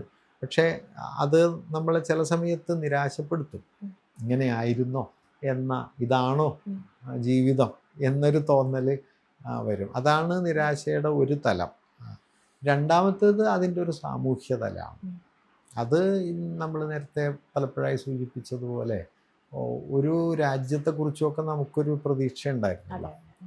അപ്പം നമ്മൾ ഒരു വലിയ നേതാവോ അല്ലെങ്കിൽ രാഷ്ട്രത്തെ നിർമ്മിക്കുന്ന ആളോ ഒന്നുമല്ല, ജീവിതത്തെ കൂടി പോകുന്ന ഒരു സാധാരണ മനുഷ്യൻ എന്നേ കരുതേണ്ടതുള്ളൂ. പക്ഷെ അയാൾക്കുണ്ടാവുമല്ലോ ഈ രാജ്യം എന്താണ്, എങ്ങനെയായിത്തീരും എന്നൊരു പ്രതീക്ഷ. അപ്പോൾ ഈ 60കളുടെ അവസാനം ജനിച്ച് 70-80 ഒക്കെ വിദ്യാഭ്യാസം നേടി വന്ന ഒരാളെന്നുള്ള നിലയ്ക്ക് അക്കാലം ഉണർത്തിവിട്ട ചില പ്രചോദനങ്ങളുണ്ട്. അതിലൊക്കെയാണ് ഞങ്ങൾ യുവാക്കളായിട്ട് ജീവിച്ചത്. അവിടെ നിന്ന് ഇന്ന് തിരിഞ്ഞു നോക്കുന്ന സമയത്ത് പ്രത്യാശയെ നിലനിർത്താൻ നമ്മളോട് തന്നെ ഒരുപാട് യുദ്ധം ചെയ്യണം. അത്ര ഇരുട്ട് പടർന്നൊരു കാലമാണ്. ഭരണഘടനയുടെ ഉള്ളിലെ ബൂർഷ്വാ പ്രവണതകളെ വിമർശിച്ചുകൊണ്ടാണ് ഞാനൊക്കെ ഭരണഘടനയെക്കുറിച്ച് ആദ്യം സംസാരിച്ചിരുന്നത്. ഇന്ന് അതേ ഭരണഘടനയുടെ അവസാനത്തെ ചില പൊടികളെങ്കിലും പിടിച്ചു നിർത്താൻ വേണ്ടിയിട്ടാണ് സംസാരിക്കുന്നത്.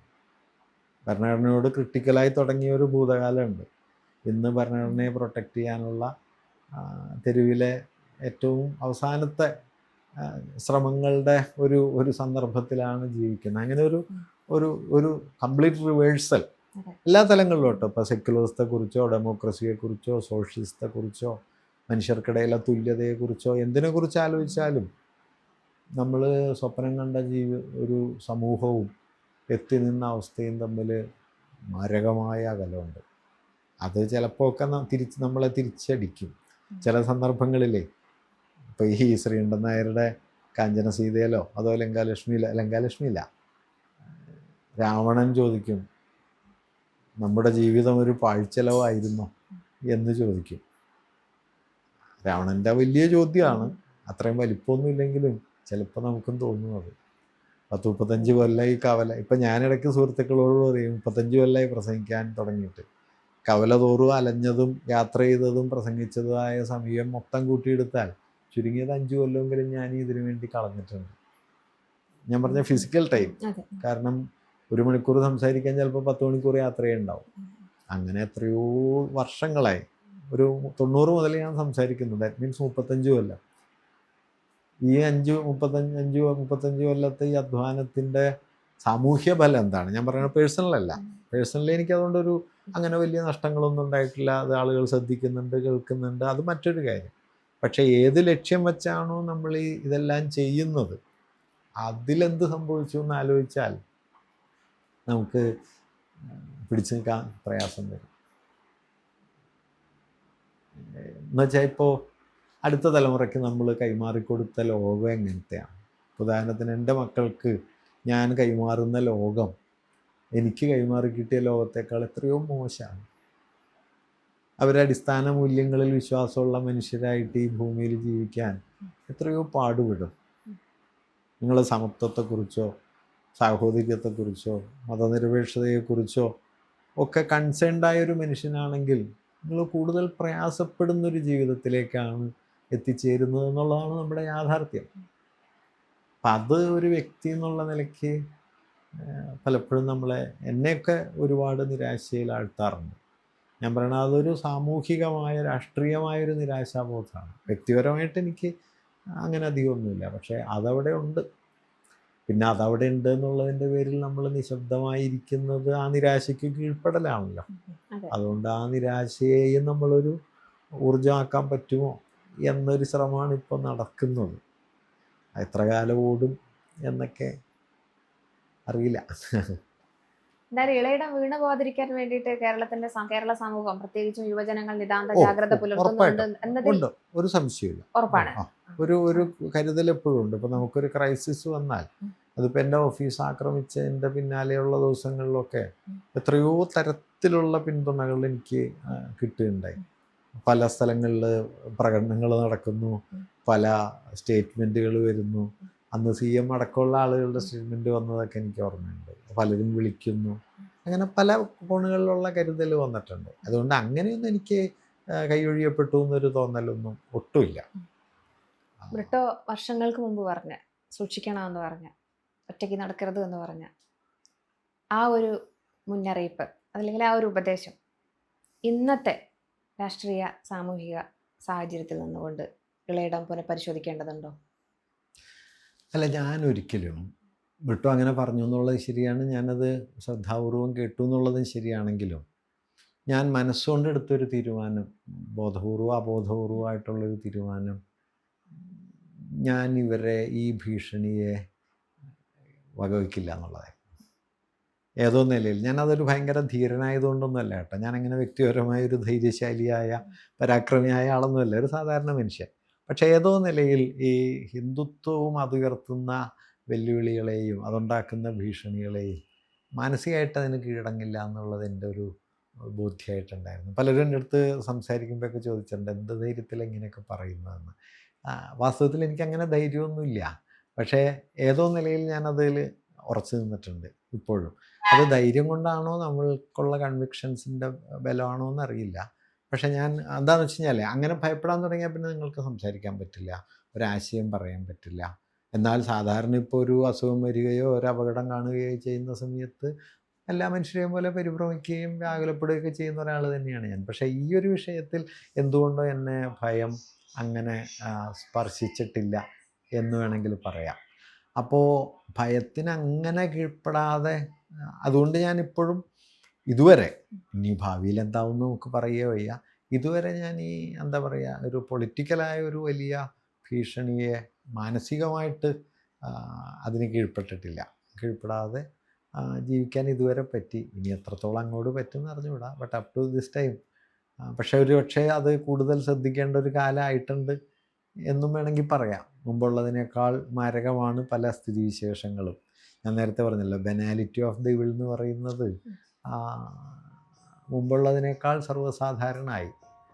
ഒരു തിന്മയുടെ അതിസാധാരണത്വം നമ്മുടെ ചുറ്റും വലയം ചെയ്യുന്നുണ്ട്. അപ്പം അത് എങ്കിലും ഞാൻ എന്താ പറയുക, മാനസികമായി അതിന് കീഴ്പ്പെട്ടിട്ടില്ല ഇതുവരെ എന്ന് പറയാം. വെടിയേൽക്കാതിരിക്കാൻ കേരളത്തിലെ യുവത ജാഗ്രതയായിരിക്കും. അതെ, പിടികൊള്ളാതെ ഇതുവരെ ഓടി.